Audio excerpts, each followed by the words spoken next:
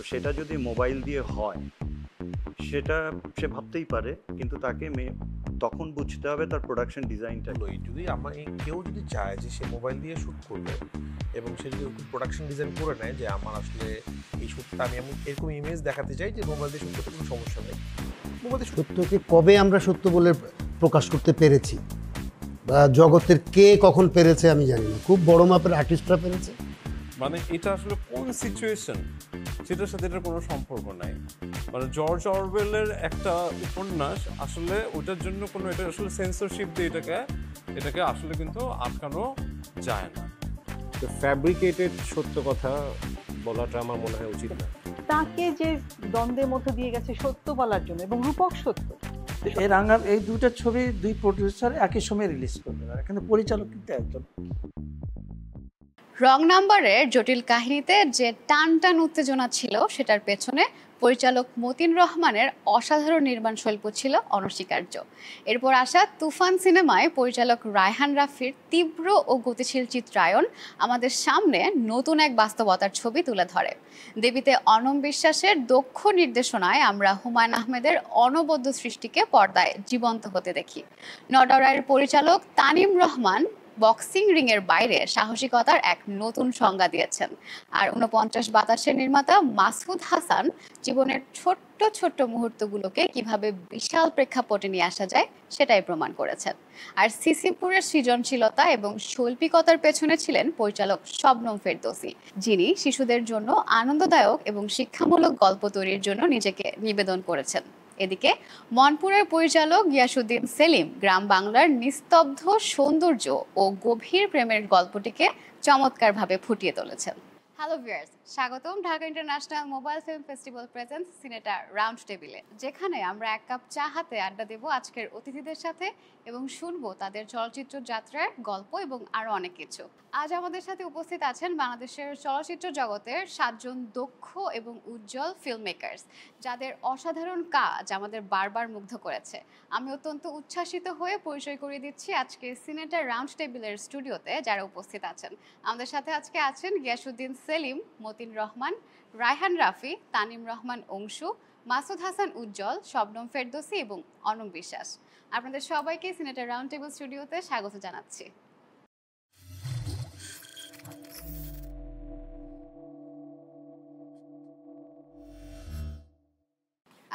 আমি ডিরেক্টলি প্রশ্নতে চলে যাচ্ছি যে আমাদের মেইন ফোকাস বা আমাদের প্রোগ্রামের মেইন ফোকাস যদিও মোবাইল ফিল্ম মেকিং নিয়ে, তবে আজকে মোবাইল ফিল্ম মেকিং নিয়ে বেশি একটা কথা বলবো না আমরা, বাট আমি প্রথম প্রশ্নটা একটু ডিভাইস নিয়ে করতে চাই যে আমরা যদি সিনেমার কথা বলি সেক্ষেত্রে যেহেতু এখন ডিজিটাল যুগ, আমরা কি এখনো ক্যামেরাকেই প্রেফারেন্সে রাখছি নাকি মেকিংয়ের ক্ষেত্রে আসলে মোবাইলটাও আসছে বা আসবে সামনে?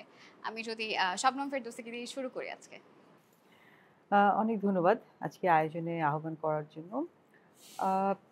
মোবাইলের কাজ মানে কোন জায়গাটা, যে মেকিং এর ক্ষেত্রে ক্যামেরার বদলে যদি আমরা আসলে মোবাইলকে নিয়ে আসি, যেহেতু এখন অনেক ফাংশন, সেটা তো আমরা নিয়ে এসেছি, সেটা তো অলরেডি বেশ কয়েক বছর ধরেই বিশেষ করে ইউনিভার্সিটি কেন্দ্রিক যে ফিল্ম কম্পিটিশনগুলো হচ্ছে, আমার প্রতি বছর 2 থেকে 3টি এই ধরনের ফেস্টিভ্যালে থাকার অভিজ্ঞতা আছে। বড় পর্দার একটা সমস্যা আছে এখানে, অনেকেই যারা আছেন বড় পর্দায় যাদের ছবি রিলিজ হয়েছে, মানে বড় পর্দায় হচ্ছে কি মোবাইলের যে রেজুলেশন সেটার একটা প্রবলেম আছে মেবি।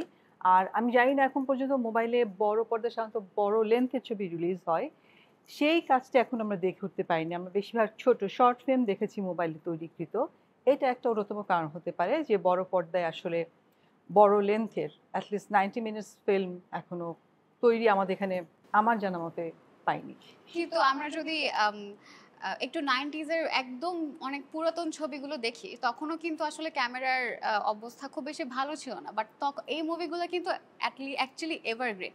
তো সেক্ষেত্রে আসলে কি মানে রেজুলেশনটা ম্যাটার করে? কারণ এরপরও আমি যদি বলি এখন কিন্তু মোবাইলে অনেক বেশি বেশি ফাংশনস অ্যাড হচ্ছে, তারপরও কি সম্ভব না যদি কন্টেন্টটা ভালো হয় সেক্ষেত্রে? যদি আপনি যেটা বলছেন ওটা আসলে বেসিকলি মোবাইলের যে সেন্সরটা, লেন্সটা তো আসল জিনিস, তারপর লাইটের উপর অনেক কিছু ডিপেন্ড করে। তো মোবাইলে যদি আমি আসলে একটা ফুল ফ্লেজড ফিল্ম মানে শ্যুট করতে চাই তাহলে ইটস পসিবল, এটা যে পসিবল না তা না, কিন্তু মেইন প্রবলেমটা হচ্ছে পোস্ট প্রোডাকশন। সো মোবাইলে যেভাবে শ্যুট হয় সেটার লেন্সিংয়ের অনেক কিছু ঝামেলা থাকে যেটা করা যায় না। আমরা যখন প্রাইম লেন্স ইউজ করি বা জুম লেন্স ইউজ করি সেগুলোর সেন্সরশিপ মোবাইলের যে ক্যামেরা সেন্সর সেটার সাথে ম্যাচ করে, অ্যাডাপ্টেশন নাই।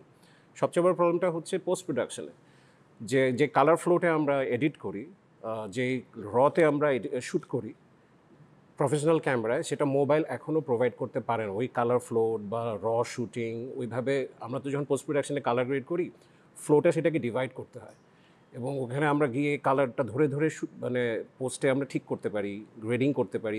প্রাইমারি কালার গ্রেডিং হয়, সেকেন্ডারি গ্রেডিং হয়, সেটা মোবাইল এখনও আমাদেরকে সেটা প্রোভাইড করতে পারে না because of the limitation of the colour float, মানে 32 বিট বা 64 বিট। 64 বিট তো এখনও আসেনি, 34 বিট পর্যন্ত এসছে।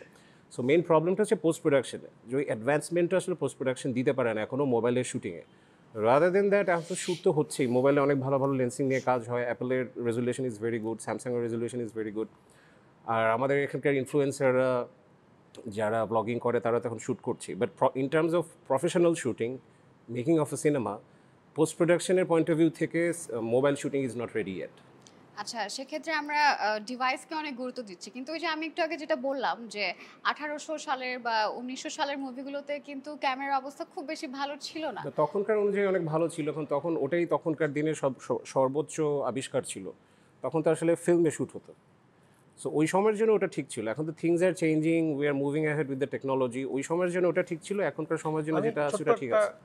উদাহরণ দেই তাহলে সহজ হয়ে যাবে বিষয়টা। আমরা যখন কোনো কিছু প্রফেশনালি করতে চাই, প্রপারলি, তখন আমরা সবসময় চিন্তা করি কি কোনটা দিয়ে প্রফেশনাল করা যাবে। তারপরে যে প্রোগ্রামটা আপনারা যদি নর্মালি করতেন, মোবাইল ক্যামেরাতে শ্যুট করতেন, আপনার কিন্তু সব একটাও কিন্তু মোবাইল দিয়ে শ্যুট হচ্ছে না, ক্যামেরাতে শ্যুট হচ্ছে। কেন? আপনারা চিন্তা করেছেন যে আপনারা কিন্তু এই আইডিয়াটা চিন্তা করতে পারতেন যে ঠিক আছে, যেহেতু মোবাইল ফিল্ম ফেস্টিভ্যাল আমরা মোবাইল দিয়ে শ্যুট করি, হয়তো আপনারা চিন্তাও করেছিলেন, কিন্তু চিন্তা করলেন কি না এতগুলো ডিরেক্টর আসবে, এত সুন্দর একটা প্রোগ্রাম, কোনো কারণে যদি কোনো কিছু ঝামেলা হয়ে যায় আপনার রিস্কে যান নাই, আপনার কিন্তু প্রপার ক্যামেরা দেখেন, সব ক্যামেরাতে শ্যুট হচ্ছে। এটা তো একটা ছোট প্রোগ্রাম।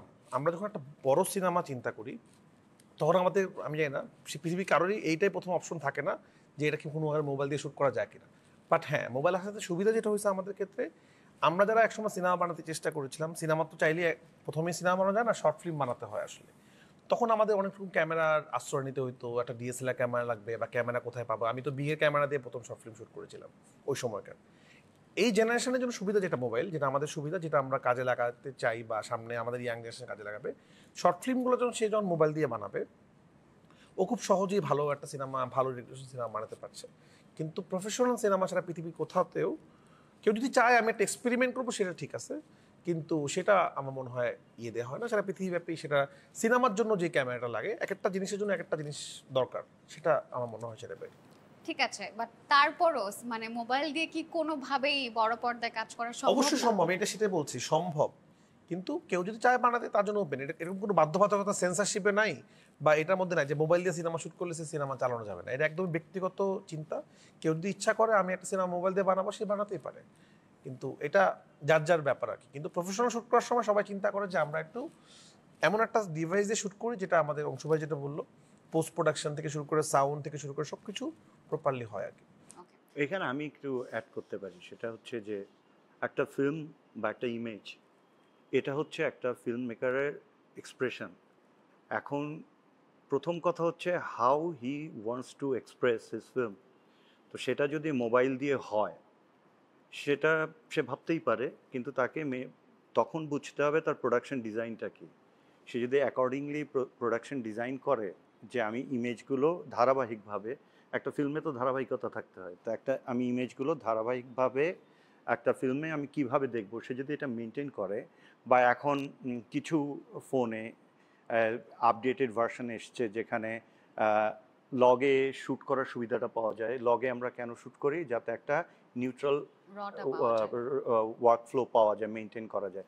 সেটা এখন ওই পর্যায়ে যায়নি যেটা আমরা প্রফেশনাল ক্যামেরায় শ্যুট করে যেই ডেপথে, যে ডিটেইলিংয়ে কাজ করতে পারি, সেই সুযোগটা নেই। কিন্তু কেউ যদি কাজ করতেই চায়, সে যদি প্রোডাকশন ডিজাইনটা অ্যাকর্ডিংলি করে যে আমি এই ধরনের ইমেজ দেখতে চাই, তখন আমার মনে হয় না এটা বড় সমস্যা।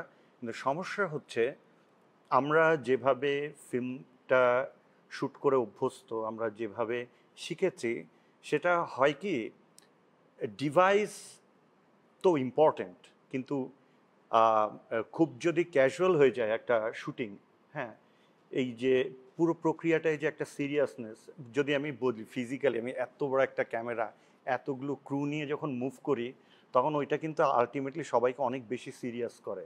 যখন আমরা 35-এ কাজ করতাম আমরা কিন্তু 5 4 3 2ও বলতাম না, roll camera action, because 400 feet চলে যাবে এই 5 4 3 2 বলতে গেলে। So we had to be very precised যে এটা, সেটা আর্টিস্টের এন্ডে, ডিরেক্টর এবং তার টিমের এন্ডেও অনেক বেশি প্রিসাইজড হওয়া লাগে। সো যখন ডিভাইসের সুবিধা আমি পাচ্ছি তখন ওটাও মেকশিওর করতে হবে যে আমার এন্টায়ার টিম অ্যাকর্ডিংলি সিরিয়াস হতে পারছে কিনা এই প্রক্রিয়ায়। কারণ যখনই অপশন বেশি থাকে, যেমন ডিজিটাল ক্যামেরা যখন আসলো তখন আমরা 35-এ যখন কাজ করতাম it had to be very precised. হ্যাঁ, ডিজিটাল যখন আসলো তখন we have so many option, আচ্ছা এই শটটাও নিয়ে রাখি, তখন এডিটর গিয়ে কিন্তু কনফিউজড হওয়ার একটা সম্ভাবনা তৈরি হয় যে সো মেনি শর্টস, আমি এখন এটা নিয়ে কী করব। সো দুটোরই ভালো এবং মন্দ আছে। ভালো যেটা হচ্ছে কম্পারেটিভলি কম বাজেটে, লো বাজেট শুটিংয়ের জন্যে মোবাইল মোর কনভিনিয়েন্ট। কিন্তু যেমন লাস্ট ইয়ারে এই ফেস্টিভ্যালেরই আমি যাচ্ছিলাম, তখন আমি দেখেছি যে অনেক ভালো ভালো কনসেপ্ট কিন্তু ওয়ার্ক ফ্লোতে অনেক ঝামেলা। সো ইমেজ ওয়াইজ রিলেট করতে মুশকিল হচ্ছে, তার মানে কি সিরিয়াসনেসটা কম ছিল। এটাই যদি অনেক মানে আয়োজন করে করতে হতো তখন কিন্তু ইট কুড বি মোর প্রিসাইজড। তো ওই জায়গায় এই ভাবনাগুলো আসতেই পারে আর কি। বুঝতে পেরেছি। তাহলে রায়হান রাফিকে একটা প্রশ্ন করতে চাই যে যদি নাটকের ক্ষেত্রে আসে, যেহেতু বলছিলেন যে বড় পর্দায় আসলে একটু কষ্ট হয়ে যায় বা যেখানে ওয়ার্ক ফ্লো বেশি থাকে, ক্রুজ বেশি থাকে, নাটকে যদি কম্পারেটিভলি আমি ধরি যে একটু ছোট নাটক, সেক্ষেত্রে কি বা যেটা সোশ্যালসে আপলোড হবে সেক্ষেত্রে কি আপনি মোবাইল প্রেফার করবেন কিনা? না ভাইয়া তো এটা বললোই, যদি কেউ যদি চায় যে সে মোবাইল দিয়ে শ্যুট করবে এবং সে যদি ওরকম প্রোডাকশন ডিজাইন করে নেয় যে আমার আসলে এই শ্যুটটা আমি এরকম ইমেজ দেখাতে চাই যে মোবাইল দিয়ে শ্যুট করতে কোনো সমস্যা নাই, মোবাইল দিয়ে শ্যুট করতেই পারে। কিন্তু আপনি করবেন? আমি জানি না, এখন আমার কোনো সময় যদি ইচ্ছা হয় যে আমি একটা শর্ট ফিল্ম বানাবো, এক্সপেরিমেন্ট করবো ফোন দিয়ে, এটা করতেই পারে। যে আমি হয়তো এমন একটা শর্ট ফিল্ম বানাবো যেখানে এমন এমন ফ্রেম ধরবো যে ফ্রেমে আসলে যেখানে ক্যামেরা ঢুকবে না। মোবাইল দিয়ে অনেক ইন্টারেস্টিং করা যায় যে আমি এমন জিনিসটা শ্যুট করতে চাই যেখানে ক্যামেরা এমন এমন অ্যাঙ্গেল বের করতে চাই যেটা ক্যামেরাতে কখনো পসিবল না, সেটা হয়তো ফোন দিয়ে করতে পারি। সেটা যদি আমার কখনো ইচ্ছা হয় হয়তো করবো। চমৎকার একটা আইডিয়া কিন্তু দিয়ে দিলাম মাথায়। Thank you. আচ্ছা, আমি আমাদের সেকেন্ড কোয়েশ্চেনে যাচ্ছি। সেটা হচ্ছে যে আমরা জানি যে মানে মোটামুটি সবাই এটাতে একমত যে 16 বছর পর আমরা সংস্কার শব্দটা নতুনভাবে শুনছি, এখন আবার উজ্জ্বল হয়েছে আমাদের সামনে। সেক্ষেত্রে আমি যদি প্রসঙ্গ হয় সিনেমার সংস্কার, এটা আসলে কতটুকু হচ্ছে বা হয়েছে বলে আপনারা মনে করেন, এবং সেক্ষেত্রে আমি আমাদের সত্তাটা বা আমরা কি আসলেও সত্যটাকে সত্য বলে সামনে আনছি নাকি? আমি যদি মতিন রহমানকে দিয়ে শুরু করি। আছে দীর্ঘ বছরের একটা বিষয়কে এখন আমরা সংস্কার করতে চাচ্ছি, তাই তো? তার জন্য তো একটু সময় দিতে হবে। অবশ্যই সময় যারা এখন সংস্কার করছে, করার জন্য প্রতিজ্ঞাবদ্ধ হয়েছে, তারা একটা সময় নিচ্ছে। এর জন্য আমাদের অবশ্যই এটা অপেক্ষা করতে হবে আর কি। হঠাৎ করে তো আমরা কিছু দেখতে পাবো না। আর আমি সংস্কার শব্দটা আমি জানি না যে কি সংস্কার হচ্ছে আর কি। আমাকে তো সিনেমার পার্সন হিসাবে আমাকে জানতে হবে যে ভাই আপনি এভাবে ছবি বানিয়েছেন, এভাবে বানান যাবে না, এটা একটা সংস্কার করতে হবে। আপনার স্টোরি চুজিং এভাবে করছেন, এটা হবে না, এভাবে করতে হবে। তো সেই বিষয়গুলো একটু জানারও একটা ব্যাপার আছে, এখন একটা বোঝাপড়ার সময় চলছে। এটা একটু সহজ করে দিই যে আমরা আমাদের সামাজিক বা পারিপার্শ্বিক যে সত্য জিনিসটা, সত্যকে সত্য বলে কি আমরা আসলেই সামনে আনছি কিনা বা আনবো কিনা সামনে, সেটা ঘুষ বা হচ্ছে এইসব নেগেটিভ সাইডগুলো কি আমরা সিনেমাতে আনতে পারছি কিনা? এটা তো পরিচালকের নিজের দায়িত্বের উপর পড়ে না, তার রেসপন্সিবিলিটির উপর পড়ে। সে কি বলতে চায়, যে সাহসী পরিচালক সে বলবেই। এটার আবার সংস্কার কী হবে? যে সাহসী সে বলবে, যে কোনো মাধ্যমে সে বলছে, এবং যদি সে সিনেমায় বলার সুযোগ পায় সে আরও বলবে। আপনি বলছেন যে ওটিটিতে বলার সুযোগ পাচ্ছে, সিনেমাতে পাবে। আপনার তো এখন তো সেন্সর প্রথা উঠেই গেছে, এখন তো আরও সুযোগ হয়ে গেছে। নিশ্চয়ই আমরা দেখতে পাবো সত্য কথা, সত্য ভাষণ, সত্যর দিকের উন্মোচন। আমরা একটা অপেক্ষা করি, কিছু রেজাল্ট আসুক আর কি, সময় একটু দিতে হবে। অবশ্যই আমরা খুব দ্রুত একটা আশা করছি এটা ভালো কিছু পাবো, সত্যকে সত্য হিসেবে দেখতে পারবো। এই প্রশ্নটা যদি গিয়াসউদ্দিন সেলিমকে করি, যে তাহলে যদি একটু বলতেন যে আপনার কাছে কি মনে হয় আমরা কি আসলে সত্যকে সত্য বলে এখন প্রকাশ করতে পারছি কিনা একদম ফ্রিলি? সত্যকে কবে আমরা সত্য বলে প্রকাশ করতে পেরেছি বা জগতের কে কখন পেরেছে আমি জানি না। খুব বড় মাপের আর্টিস্টরা পেরেছে, খুব বড় মাপের ফিল্ম মেকাররা পেরেছে। আমরা যারা আসলে সিনেমা বাংলাদেশের ক্ষেত্রে সারা পৃথিবীর কনটেক্সটে খুবই শিশুভঙ্গিতেই আছে। তো এটা তো একটা রাজনৈতিক সিদ্ধান্ত, আসলে সত্য বলবো কি বলবো না। এটা রাজনৈতিকভাবে যদি সত্য বলার শুরু করে তাহলে সমস্ত ফিল্ম মেকারই সত্যই বলবে, তখন মিথ্যার বলবে না। এটাই আমার লাগে আর কি। অনম বিশ্বাসের কাছে যদি আসি, যে মানে পরিচালকরা কি আসলে শুরু করেছে সত্যকে সত্য বলাটা? এটা তো মানে এই গত 2 মাসের মধ্যে যে কেউ কিছু এরকম ভাবে বানাইছে নাকি সেটা আমি এখনো তো কমপ্লিটলি শিওর না। তবে আমার কাছে যেটা মনে হয় যে সেটা হচ্ছে যে ওই যে সেলিম ভাই মাত্র যেটা বললো, যে এই সিচুয়েশনটা তো পলিটিক্যালি তৈরি হইতে হবে যেখানে মানুষের এনভায়রনমেন্টটা আছে যেখানে সত্যটা বলা যায়। তো আমরা এখন পর্যন্ত তো ওইটার ব্যাপারে হোপফুল যে সত্যটা বলা যাচ্ছে বা যাবে। এই প্র্যাকটিসটা যদি কন্টিনিউ করে তাহলে পরিচালকরা তো আসলে সত্য বলতেই চায়। পরিচালকদের কিন্তু আসলে সত্য বলার দিকে, আমি সত্য বলবো না এই ব্যাপারটা আসলে কারো মাথায় কাজ করে না। সে সত্যটা বলার সুযোগ পায় না বলে হয়তো কখনো সত্য বলে না, এটা একটা ব্যাপার। আর আরেকটা ব্যাপার আমি একটু বলতে চাই, সেটা হচ্ছে যে ডেফিনেটলি সব কিছুকে মানে এক্সপ্লিসিটলি মানে মানে ঘুষ যেটা আপনি বলছিলেন আর কি, যে ঘুষকে আমরা ঘুষের মতো করে দেখাবো আর কি, যেটা আমরা বিভিন্ন দেশের টেবিলে যেভাবে যেটা দেখি। তবে আমার কাছে মনে হয় যে আর্টিস্ট মানে যারা গল্প স্টোরি টেলার, তারা যে কোনো জিনিসকে সিম্বলিকলিও বলতে পারে। এইটা কখনোই কোনো কিছু দিয়ে আটকানো যায় না। মানে এটা আসলে কোন সিচুয়েশন সেটার সাথে এটার কোনো সম্পর্ক নাই। মানে জর্জ অরওয়েলের একটা উপন্যাস আসলে ওইটার জন্য কোনো, এটা আসলে সেন্সরশিপ দিয়ে এটাকে আসলে কিন্তু আটকানো যায় না। সো আমার কাছে মনে হয় যে সিম্বলিক্যালি যে কোনো কিছুকে বলার চেষ্টা, ওটা তো হয়তো সবকিছু সবসময় বলার সুযোগ হয় না। আপনি ওর প্রসঙ্গে যে আমার একটা গল্প মনে পড়লো, হল্লা বললাম একটা থিয়েটার আছে, ওই যে সফদার হাসমি বা সামথিং লেখা। তো ওখানে এটা একটা কমিউনিস্ট আন্দোলনের থিয়েটার। তো ওরা আসতেছে, ওরা মিছিল করতেছে, পুলিশ এসে বললো যে এই মিছিল করা যাবে না, প্রেমের নাটক করতে হবে। তো ওরা প্রেম শুরু করে। তো প্রেম করতে করতে আবার এই প্রেম নিয়েই আবার মিছিল শুরু করে। তো দেন আর্টিস্টকে আসলে এ তো ইন্ডিভিজুয়াল এক একটা লোকের পার্সপেক্টিভের ব্যাপার, যে আমি কি বলবো আর রাফি কি বলবে। রাফি যেরকম করে একটা কথা বলবে, আমি নিশ্চয়ই ওই রকম ওর মতো করে বলবো না, আমি আমার মতো করে বলবো। এবং এক্ষেত্রে সত্য 2 রকম, কিন্তু ওর সত্য একরকম, আমার সত্য একরকম।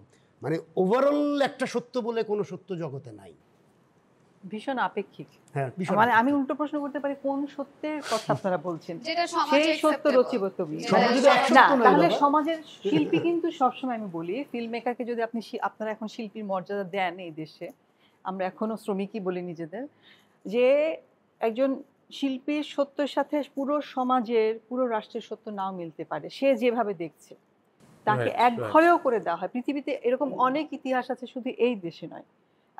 এই যে সৈয়দ জামিল আহমেদ, আজকে আমার শিক্ষক, তিনি শিল্পকলার মহাপরিচালক হয়েছেন, তাকে যে দ্বন্দ্বের মধ্যে দিয়ে গেছে সত্য বলার জন্য, এবং রূপক সত্য সরাসরিও বলেননি, তাকে যে স্ট্রাগলটা করতে হয়েছে, ফলে ওই স্ট্রাগলটা ভীষণ একার। আপনি দাঁড়াতে দিবেন কিনা, সত্য নিতে পারবেন, যে আমি দিতে ইচ্ছুক, তুমি কি গ্রহণে সক্ষম, এই ব্যাপারটাও আছে আমি মনে করি পরিচালকদের সবার তরফ থেকে, যে আমি তো অনেক কিছুই বলতে চাই, আপনি নিতে পারবেন না। এবং যে কথাটা বারবার বলা হচ্ছে, যেমন সত্যি বলে না পরিচালকটা, এটা না, আগে আমরা কেন সত্যি সবাই বলে। হ্যাঁ, কিছু কিছু সত্যকে না বলার জন্য আমাদেরকে গাইডলাইন দিয়ে দেওয়া হয় যে এর বেশি দেখানো যাবে না, যেটাকে সেন্সরশিপ বলা হয়। বা আমারও একটা সিনেমা সেন্সরশিপে ব্যান্ড হয়ে গেছে, অমীমাংসিত নামের। কিন্তু এখন আমরা বলছি যে হ্যাঁ এখন সংস্কার হচ্ছে, কিন্তু আমরা বলছি, শুনতে পাচ্ছি যে সংস্কার হবে, কিন্তু এখনো ওরকম সত্যি গল্প কেউ বলে নাই। তো এখনকার যারা সেন্সরশিপের দায়িত্বে আছেন, এখনকার সময়কার ছবি যদি কেউ বানাতে পারে সত্যি গল্প, যেটা আসলে তারা ছাড়বে, তখন আমরা বুঝতে পারবো যে আসলেই সত্যি বলা যায় কিনা। কারণ সবসময় যখন যে আসছে সরকারে বা ইয়েতে, সবাই বলছে আমরা স্বাধীন করে দিলাম, আমরা স্বাধীনভাবে বানান। আর এই সত্য না বলার চর্চা তো আমাদের প্রায় 300 বছরে। ইংরেজরা এসে প্রথমে আমাদেরকে বন্ধ করলো সত্য বলার কথা, হ্যাঁ, তার আগের খবর আমরা জানি না।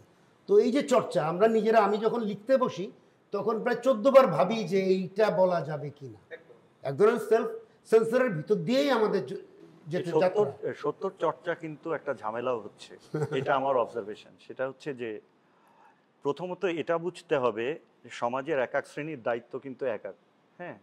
সো সাংবাদিক আছে, প্রতিবেদক আছে, যার কাজ হচ্ছে সরাসরি সত্য যেটা ঘটেছে সেটা তুলে নিয়ে আসা, হ্যাঁ। ফিল্ম মেকার যেমন এখন অনেক জায়গায় গ্লোবালি ওটিটি বা সবখানে দেখি যে বেসড অন ট্রু স্টোরি।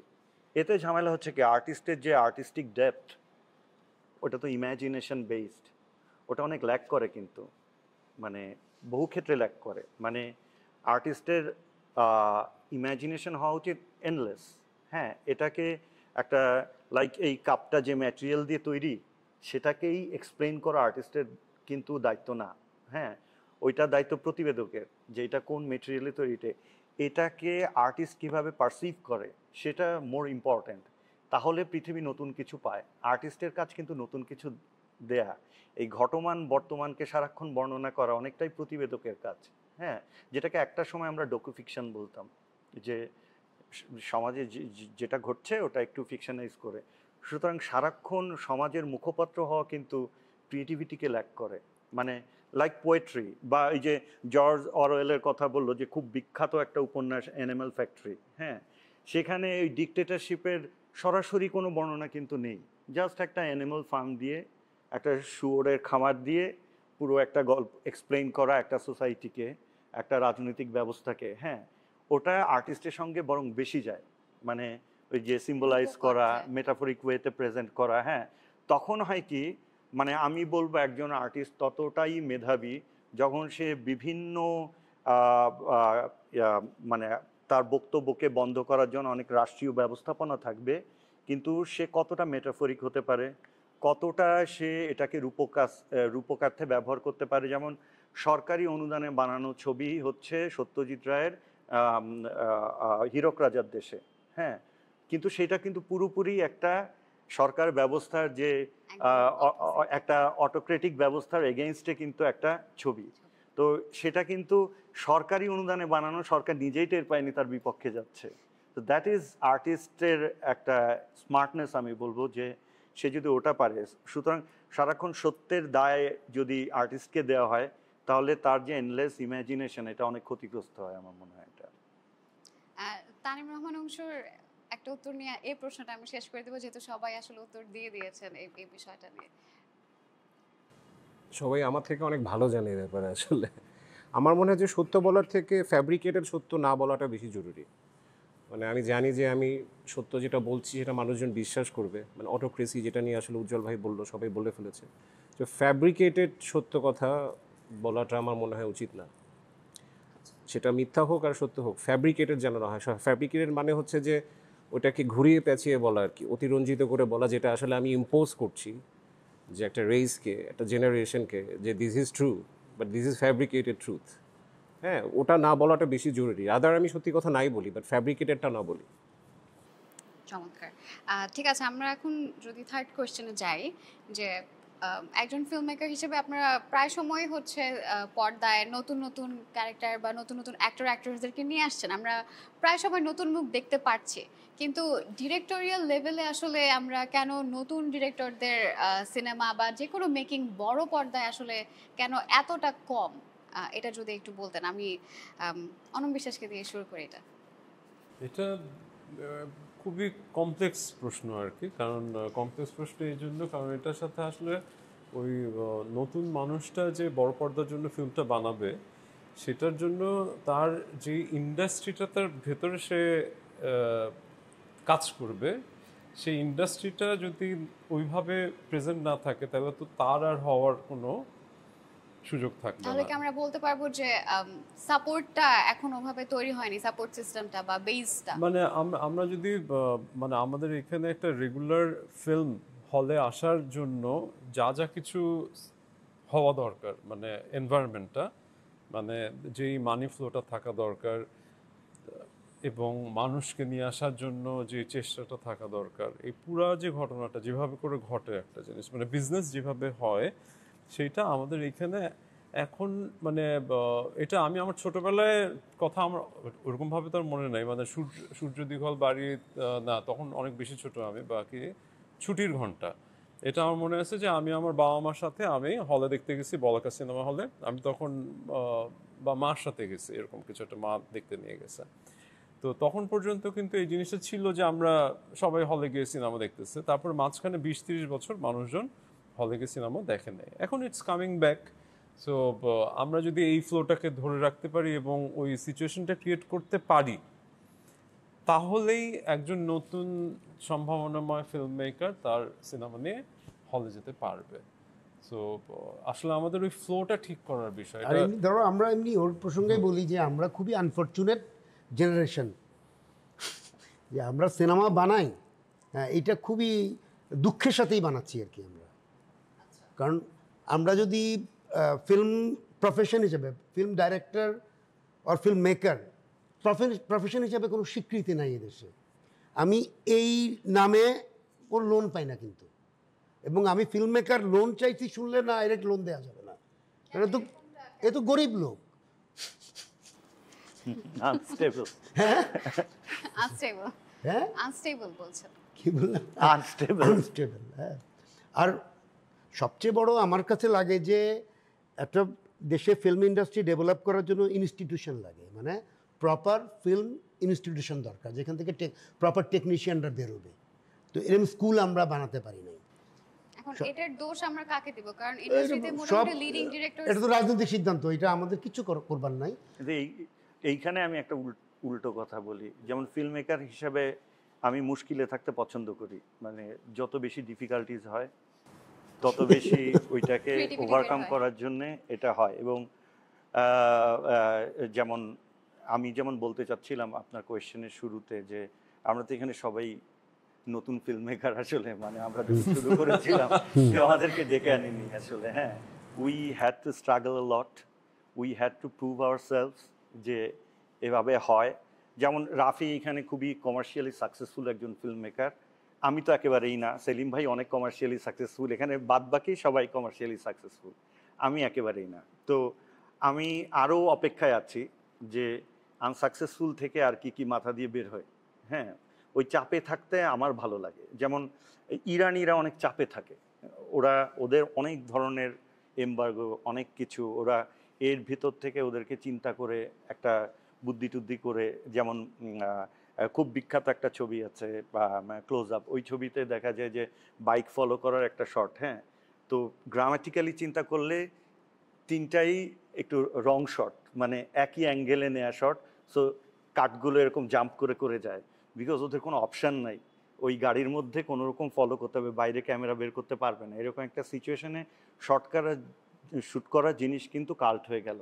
হ্যাঁ, মানে এইটা আমার ব্যক্তিগত পছন্দ। কিন্তু সেলিম ভাই যেটা বলছেন সেটা খুবই দরকার, একটা রাষ্ট্রে সব জায়গায় দরকার প্রফেশনাল নিরাপত্তা। আমার তো কোনো ইয়েও নাই, যে পেনশনও নাই, যে কয় বছর ছবি বানাবে ওখান থেকে কিছু পয়সা টয়সা বাঁচলে ম্যাক্সিমাম লোকেরই বাঁচে না, তারপরে চিকিৎসার জন্য প্রধানমন্ত্রীর দপ্তরে হাজির, যে একটু টাকা দাও আমি আবার চিকিৎসা করাবো। এই তো আমরা আমাদের পূর্বসূরীদেরকে দেখে আসছি। আমি উত্তরটা একটু মজা করে দিতে পারি, মানে আমার কথাটা একটু হয়তো একটু হেওয়ার মনে হতে পারে। সেটা হচ্ছে যে যেটা উজ্জ্বল ভাই বললো, সেলিম ভাই বললো যে আমাদের আসলে কোনো কিছু নাই, আমরা কিন্তু নাইয়ের মধ্যে থেকে কাজ করে এত দূর চলে আসছি, বা as we don't have any institution, আমাদেরকে কিছু শেখানো হয়নি। আমি পার্সোনালি এই সেক্টরে পড়ে কিন্তু এত দূর আসি নাই, সব কিছু আমাকে নিজে থেকে শিখে আসতে হয়েছে। তখন তো ইউটিউবেও কোনো টিউটোরিয়াল ছিল না। I use to go to Nilkhet, ওখান থেকে বই নিয়ে আমি পড়ে I use to started doing video productions, editing, colour grading, VFX, এগুলো আমি নিজে নিজে করতে করতে শিখেছি, আমার তো শেখার কেউ ছিল না। এখন উই হ্যাভ ইউনিভার্সিটি যেখানে কারিকুলাম আছে হয়তো কিছু, বাট আমাদের সময় সেটাও ছিল না। এখন আপনাকে আমি খুব মজা করে একটা উত্তর দিই, আমরা এই নাইয়ের মধ্যে থেকে যতখানি করার ট্রাই করছি, ছোট মানে নতুন হোক, আমি হই, সেলিম ভাই হোক বা যেই হোক, আপনি খালি ভাবেন যে আমাদেরকে যদি ওই ফ্যাসিলিটি দেওয়া হয় যে ফ্যাসিলিটি হলিউডের একটা ডিরেক্টর পায়, তাহলে আমরা কি করব? কারণ আমরা নায়ের মধ্যে তো আমরা যেই মানে সিস্টেমের ভিতর দিয়ে যাই, মানে আমাদের তো কোনো কিছু নিরাপত্তা নেই, আমাদের হাতে প্রপার বাজেটও নেই। আমাদেরকে একটা ছবি বিক্রি করতে হলে মানে বানাতে হলে সবার আগে প্রডিউসারকে বিলিভ করাতে হয় যে এটা ব্যবসা আনতে হবে। That should be how we thinking. আমাদের আগে ছবিটার কথা চিন্তা করতে হবে, তখন আমরা কি রিভার্স প্ল্যানিং শুরু করি যে আগে বাজেট, মানে budget for a film for a budget. আমাদের দেশে উল্টাটা হয়ে যায় সবসময়। তো আমাদের বাজেট চিন্তা করে ফিল্ম শ্যুট করতে হয়। ওখানে নাম্বার ওয়ান ওই পজিশনেই কিন্তু আমরা কম্প্রোমাইজ করে ফেলি, কারণ আমরা আমাদের চিন্তা থেকে সরে আসছি, আমাদের ভিজুয়াল থেকে সরে আসছি। কারণ আবার বাজেটের একটা কনস্ট্রেইন আছে, আমাকে যদি আমি ছবি বাজেটের মধ্যে না রাখি আমার টাকা ফেরত আসবে না। তো ওই জায়গা থেকে চিন্তা করেন, আপনি যদি নোল্যানকে বাংলাদেশ এনে ছবি বানাতে বলেন তাহলে তার কি অবস্থা হবে? আর নোল্যানের ফ্যাসিলিটি যদি আমাদের মধ্যে একজন কাউকে দেন তাহলে আমরা কি করব? হিসাবটা খুব সহজ। দুই পক্ষই পাগল হয়ে যাবে আর কি। না, বাট আমরা যেহেতু ওয়ার্স্ট কেস সিনারিও থেকে কাজ করে আজকে এত দূর আসতে পেরেছি, যতখানি আসতে পেরেছি, মানে আমি পার্সোনালি মনে করি না যে আমি কিছু অ্যাচিভ করেছি। কারণ আমার মনে হয় যে মানে একটা ডিরেক্টর বা একটা ক্রিয়েটর যখন মনে করে যে he have done it, from that day on he is dead. কারণ আমার মধ্যে একটা আনস্যাটিসফ্যাকশন থাকতে হবে। মানে আফটার মেকিং টাইটানিক, ক্যামেরনকে জিজ্ঞেস করা হয়েছিল যে আপনি তো সর্বোচ্চ বাজেট পেয়েছেন, এ পর্যন্ত সর্বোচ্চ সফল ছবি বানিয়েছেন, যেটা সবচেয়ে বক্স অফিসে ওয়ার্ল্ড ওয়াইড হিট এবং রেকর্ড ব্রেকিং, আপনার কোনো শর্টেজ আছে কিনা বা আপনার কোনো মনে কোনো দুঃখ আছে কিনা? বলে যে হ্যাঁ, আমি প্রডিউসারের কাছে আরও 50 মিলিয়ন চেয়েছিলাম, সেটা আমাকে দেয় নাই। সো প্রশ্নটা কি ছিল তোমার? প্রশ্ন ছিল যে নতুন ডিরেক্টররা এখন তাদের কাছে আমরা বড় পর্দায় দেখতে পাচ্ছি না, কি কি লিমিটেশনস আমরা ফেস করছি আসলে? কোনো তো লিমিটেশন নাই ভাই, তাদের তো আসতে হবে। আচ্ছা, ও রাফিকে কি ডেকে নিয়েছে কেউ? ও নিজে আসছে। তাদের তো আসতে হবে, তাদেরকে রিস্ক নিয়ে আসতে হবে। তো বলছে না যে উজ্জ্বল বলছে তো রিস্ক নিতে, তাই না? রিস্ক নিয়ে আসতে হবে। তো কেউ যদি উৎসাহ নিয়ে না রিস্ক আসে নিয়ে তো আসলে ও আসলে পারবে না, ওকে তো ওই সাপোর্টটা পেতে হবে। সাপোর্ট ভাই, সাপোর্ট তো কেউই পায় না এখানে যারা বসে আছে, কেউই পায় না। সবাই তো আপনারা কি মনে এখন করছেন যেটা হয়ে আমরা গেছে পেয়েছি? একটু সিন্ডিকেটেড হয়ে গেছে না সবকিছু। না তো না না না, এটা সিন্ডিকেটের কথা, এটা আমি বুঝি। আমাদের সময় ছিল না, আমাদের বড় ভাইরা ছিলেন তো তখন। ভাই আপনাকে আসতে হবে, সাহস সবাই করে যার নামতে যার হবে মতো করে ভাই। তার কথাটা বলবে। আপনাকে দেখাতে হবে, ব্যাপারটা তো বুঝাতে এই। হবে যে আমি পারি। এখন সেই জায়গাটা কি আসলে আছে কিনা যে এখন আমি তো অনেক পারবো? বেশি জায়গা কেউ করে দেয় না আসলে। না, কিন্তু জায়গা এখন করে তো নিতে হবে অনেক ভাই। বেশি যে আর্টিস্ট ছবি আঁকে ঘরে বসে, ওকে কেউ কিন্তু বলে দেয়। আমি Basically, যেমন আমার 3.5-4 বছর বয়স থেকে ছবি আঁকি, ফিল্মে আসার আগ আমাকে কেউ কিন্তু পর্যন্ত বলে দেয়নি যে ছবি এক্সারসাইজের অনেক আঁকো। সুযোগ আছে। টেলিভিশন আছে, ওটিটি হ্যাঁ, আছে, সে করবে, করে Access তৈরি করে হবে। ওই প্রোডিউসারকে যে দেখো আমি এটা বানাইছি এবং আমি পারি। কিন্তু সেক্ষেত্রে আপনাদের লিডারদের কি কোনো এখানে হাত থাকা উচিত না, বা আপনাদের কি কোনো এখানে আমরা তো role লিডারশিপের থাকা দায়িত্ব উচিত আছে, না? আমার না। আমরা কেউই লিডার না, আমরাও নতুন। এখানে কেউ লিডার কেউ প্রথমত এখানে যারা আসছে সবাই কিন্তু কেউ ওই ইনস্টিটিউট থেকে আসে নাই, বা কেউ কাউকে ধাক্কা দেয় না যে তুমি হয়ে যাও, Right. এভাবে হয় না সিনেমা। দুই নম্বর কথা, আমার কাছে যেটা মনে হচ্ছে ভাইয়ের সাথে আমি একটা জায়গায় খুব একমত। ভাইয়ের সুন্দর কথা বলছে যে ক্রাইসিস, আমার কাছে মনে হচ্ছে এখন কম কেন আসে, কারণ এখন সহজ হয়েছে। এটা একটা বড় প্রবলেম। কারোর মধ্যে ওই অনেকের মধ্যে আগ্রহটা নেই। এবং এই প্রশ্নটা খুবই যে নতুনটা কেন আসছে না, নতুনদেরকে প্রশ্ন করতে হবে যে তোমরা কেন আসতেছো না। তার মানে এখনো মনে আছে যে আমাদের সময় কি ছিল, মানে আমি ডিরেক্টর থেকে আমরা খোঁজার চেষ্টা করতাম যে এদেরকে কোথায় পাবো, কারণ যেহেতু আমার কারো কাছে ওরকম পড়াশোনার জায়গা নাই, তো ডিরেক্টর থেকে পাইলে তাদের সাথে দেখা করে তাদের সাথে কথা বলতাম, দূর থেকে শুটিং দেখতাম যে কি হয়। এখন যখন জিনিসটা খুব সহজ হয়ে গেছে, এই যে আমি ওই স্ট্রাগলটা কি হয়েছে, হয়তো আমি শুটিং দেখতে পাই নাই, কিন্তু আমাদের জার্নিটা হয়েছে, আমি যে ঘুরতেছি, এই যে ভাবনাটা আমার মধ্যে, যে এটা আমার কাজে এখন এসে আমার জীবনে কাজে লাগতেছে। এখন যখন সবকিছু সহজ হয়ে গেছে, আমরা সবাই অলস হয়ে গেছি নতুনদের মধ্যে। তো ফিল্ম মেকিং হোক বা আর্টিস্ট হোক যারা কাজ করে, বা অভিনয় হোক বা যারা লেখে, এটা না এইভাবে হবে না যে আয় তুমি করো আমি তোমার পিছনে আসি। এটা যে হবে তার নিজের থেকে আসলে ঝাঁপায় পড়তে হবে, সেটা হলিউড থেকে হোক আর যেখানেই হোক। কিন্তু আপনাদের কি সেক্ষেত্রে কোনো দায়িত্বই আসলে নেই? না না, দায়িত্বটা এন্টারলি আমাদের না। এটা কোনো দায়িত্ব নাই। যেটা রাফি বলছে এটা কিন্তু ভাইস ভার্সা। একটা নতুন ছেলে যে কনসেপ্টটা বিক্রি করতে চায় একটা প্রোডিউসারের কাছে গিয়ে, হয়তো প্রোডিউসার চিন্তা করবে এই ধরনের ছবি এখন চলবে না। হ্যাঁ, your idea, your story is invalid right now. It won't appeal to the audience or the viewership. So how you going to prove himself? মানে এটা তো আসলে একটা সিস্টেম। আমার কাছে সহজে যাওয়া ব্যাপারটা না। এখন ছেলেটা যদি বসে থাকে, ও তো আসলে ওই he is going out of time, is running out of time. তো ওর তো আসলে যে চিন্তাটা, স্বকীয়তাটা, ওর যে নিজের চেতনা, সেটাকেও বাস্তবে নিয়ে আসার জন্য প্রডিউসারের কাছে যাচ্ছে, লগ্নিকারীর কাছে যাচ্ছে। এখন লগ্নিকারীর যদি পারসেপশন না থাকে, ওই পার্সপেক্টিভ না থাকে টুয়ার্ডস দি সোসাইটি অ্যান্ড ওনার রেসপন্সিবিলিটির জায়গা থেকে সে যদি চিন্তা না করে, তাহলে how you to bring new things in the screen? তাহলে তো আমরা আসলে দিন শেষে ওই আমরা ওটিটিতে যা দেখছি ওটাই রিমেক করবো, বলিউডে যা দেখছি সেটাই রিমেক করবো, প্রডিউসারের পকেটে সেভাবেই টাকা ঢুকছে, সে সেটাই বানাতে চাবে। So there is no growth. আর তখন যদি এই বাধাটা আসে, তখন ফিল্ম মেকার কতটা চায় ছবিটা বানাতে, তখন এই যে মোবাইল ফোন ইউজ করতে পারে, I wanted to make this film, ফেসবুকে ভিডিও দিলে আমি একটু ছোট্ট কথা আমি একটা পজিটিভ কথা বলি। যেহেতু এই অনুষ্ঠানটা একটা মোবাইল ফিল্ম ফেস্টিভ্যালের জন্য হচ্ছে, এটা কিন্তু সত্যি কথা। এই আমাদের এখানে বাংলাদেশে কেউ যদি একটু ভালো কাজ করে, তাকে কিন্তু সবাই টানা হেসা শুরু করে, অনেক কম। যেমন অনেক ভালো ভালো যে মাঝখানে যে তাওকির নামে একটা ছেলে, ও একটা ওটিটি বানাইছে, শাটিকা, একদম নুরালি শুট করছে। তো ওকে কিন্তু সবাই খুবই মানে ওকে কিন্তু অনেক কষ্ট করতে হয় নাই। আমার কাছে তো কি হচ্ছে এখন এদেরকে কি করতে হবে? একটা নতুন ডিরেক্টর চাইলেই যে ও তো জানে না বাজেট কিভাবে করতে হয়, ও একটা প্রডিউসারের কাছে বসতেও পারবে না। তো স্কোপগুলো কি? এই যে ফিল্ম ফেস্টিভ্যালগুলো হচ্ছে, ও মোবাইল দিয়ে শর্ট ফিল্ম বানাবে। এই শর্ট ফিল্মগুলো কিন্তু বিভিন্ন ডিরেক্টররা দেখে, প্রডিউসাররা দেখে। একজন যদি ভালো বানায় বা ভালো করে, ওকে অটোমেটিকলি টেনে নেওয়া হবে।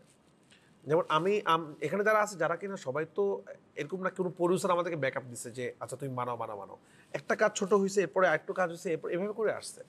তো এই যে ফিল্ম ফেস্টিভ্যালগুলো হচ্ছে, মোবাইল ফিল্ম ফেস্টিভ্যাল, এখান থেকেই তাকে প্রমাণ করে করে আমার মনে হয় এগিয়ে যেতে হবে। আর এই যে তাওকিরের কথাই আমার মনে পড়লো, এটা ব্যাক ইন 2007 আমি রাজশাহীতে একটা ওয়ার্কশপ করাতে যাই। তখন এই ছেলেটা ক্লাস 9-এ পড়তো কিন্তু, এবং আমি যখন ওয়ার্কশপ করাচ্ছি, ওকে আমি দেখলাম সবচেয়ে ব্রাইট, ওর কোয়েশ্চেন খুব স্পেসিফিক, ওর জানার আগ্রহ খুব বেশি। এবং তখন ওই যে মুরব্বীরা যেভাবে বলে হ্যাঁ তুমি বড় হবে, এরকম বলে টলে আসলাম। এবং কিছু বছর পরে গিয়ে দেখলাম যে ও বিরাট একজন হিট ডিরেক্টর। এবং ওর সঙ্গে আমার ওই চরকি মনে কোনো একটা প্রোগ্রামে দেখা হলো, ও এসে বলছে যে ভাইয়া আপনি আমাকে চিনতে পারছেন, আমি 9-এ পড়তাম। হ্যাঁ আমি তোমাকে চিনছি। সো হয়তো মানে জায়গা আসলে করে নিতে হয়। আর্টের ফিল্ডটাই এরকম, স্বকীয়তাটা লাগে। হ্যাঁ স্বকীয়তাটা লাগে, যে অন্যের অনুকরণ করে হবে না, একদম নিজের একটা ভঙ্গি হলেই লোকের চোখে পড়ে যে হ্যাঁ ও নিজের মতো। এই ফেস্টিভ্যালে যদি এমন একটা ছবি খুব এত ভালো কেউ বানায় ফেলে, এটা কিন্তু এখান থেকে শেয়ার দেওয়া হবে, অনলাইনে ভাইরাল হয়ে যাবে, অটোমেটিকলি ওর মধ্যে গিয়ে চলে আসবে এবং ডিরেক্টর ওকে পছন্দ করবে। আমার মনে হয় ওই নিজের কাছ থেকে আগ্রহটা থাকতে হবে, আসলে নাহলে হবে না। আমি দুটো পয়েন্ট যোগ করতে চাই। যদি আমাদের ইয়াং ফিল্ম মেকারদের মধ্যে এই মুহূর্তে তো অনেক ঘরানা আছে। একটা হচ্ছে ফিল্ম স্কুল থেকে যারা পাশ করা, ওরিয়েন্টেড, ফিল্ম ওরিয়েন্টেশনটা আছে। একটা হচ্ছে ইন্ডিপেন্ডেন্ট, ওর আগ্রহের জায়গা থেকে আসে। এরকম 2-3 রকমের আছে, কিন্তু আমার মনে হয় আলোচনাটা বেশিরভাগ ফিল্ম স্কুলের ছেলেপেলেদের কথাই বলছি। আমার অবজারভেশনটা বলি, কারণ আমি আসলে তরুণদের সাথেই কাজ করি। যতই বয়স বাড়ছে আমার টিমমেটরা তত তরুণ হচ্ছে স্বাভাবিকভাবেই, কারণ স্পিডটা তো দরকার। সেটা হচ্ছে যে আমি দেখেছি তাদের একটা, আমার স্ক্রিপ্টও কিছু পড়া আছে, যে হোলিস্টিক অ্যাপ্রোচ একটা প্রবলেম আছে। মানে একটা স্টোরির হোল যে ব্যাপারটা মার্কেটে ঢোকার জন্য, সেটা যে ঘরানারই হোক, অনেক জনরা আছে তো ফিল্মের, তাই না? হলিস্টিক অ্যাপ্রোচটা থাকে না, ফোকাস পয়েন্টটা কম।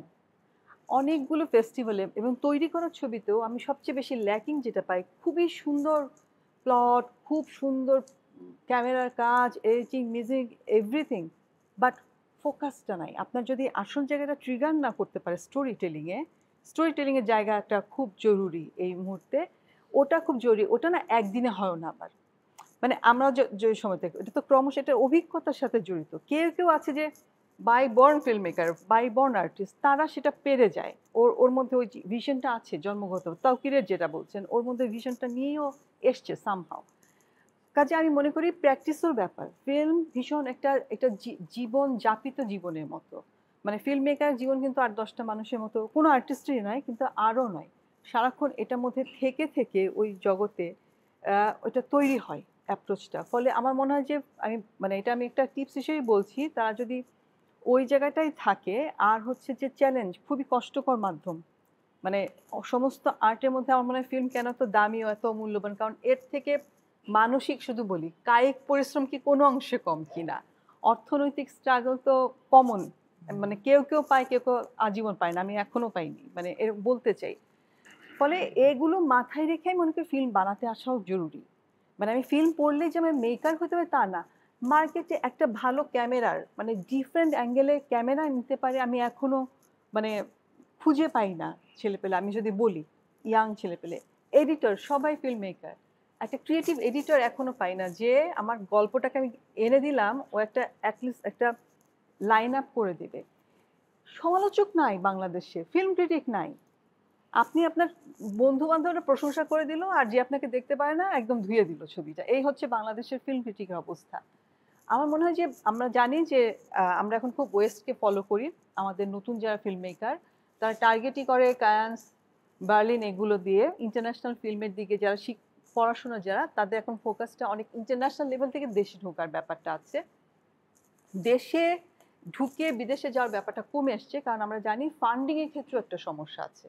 বিকল্পে যারা কাজ করছে তারা বাইরে যখন ফান্ডটা পায়, অনেকে আছে যে বলি ছবিটা এখনো দেশে আসেনি, অস্কারে চলে গেছে, বাংলাদেশে কিন্তু কেউ দেখেনি, কিন্তু এটা ইন্টারন্যাশনাল রিলিজ হয়ে গেছে, তাই না? ফলে এখানেও অনেকগুলো জটিলতা আছে। যে ছেলেটা লোকালি গল্পটা বলতে চাচ্ছে, ওকে ইন্টারন্যাশনাল ফান্ডের ঘরগুলো পূরণ করে তারপরে গিয়ে গল্পটা বলতে হয়। ফলে এই অনেকগুলো জটিলতা। এখন তো শুধু বাংলাদেশ প্রডিউস ফিল্ম আসলে কয়টা হয়, তাই না?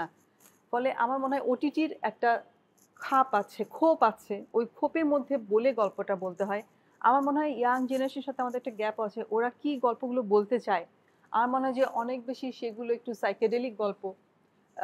ফলে আমি বলতে চাই কোনো সমাধানই আছে, কিন্তু আমি বলবো তাদের এই জায়গাগুলো প্র্যাকটিস করার সিদ্ধান্ত নেবার জায়গা আছে। আমি আসলে কোন গল্পটা বলবো, আমি ইন্টারন্যাশনালি বলবো না লোকালি বলবো। শবনম ফেরদৌসী, আপনার কাছে আমার একটা প্রশ্ন আছে, যেটা হচ্ছে আপনি যেহেতু সিসিমপুর নিয়ে কাজ করেছেন বা বাচ্চাদের সাথে অনেক কাজ হয়, সেক্ষেত্রে আপনি তাদের মেন্টালিটিটা কেমন দেখেছেন? যে ওরা কি আসলে ক্রিয়েটিভ হচ্ছে, নাকি এত কিছুর ভিড়ে ওদের ক্রিয়েটিভিটি বা চিন্তাধারাটা আসলে হারিয়ে যাচ্ছে? সিসিমপুরের হয়ে আমি দুটো কাজ করে দিয়েছিলাম। সিসিমপুরের হয়ে আমি তারপরে তো বাচ্চাদের সাথে কোনো জামানায় বাচ্চাদের ক্রিয়েটিভিটি হারিয়ে যাওয়ার কোনো সুযোগ নেই।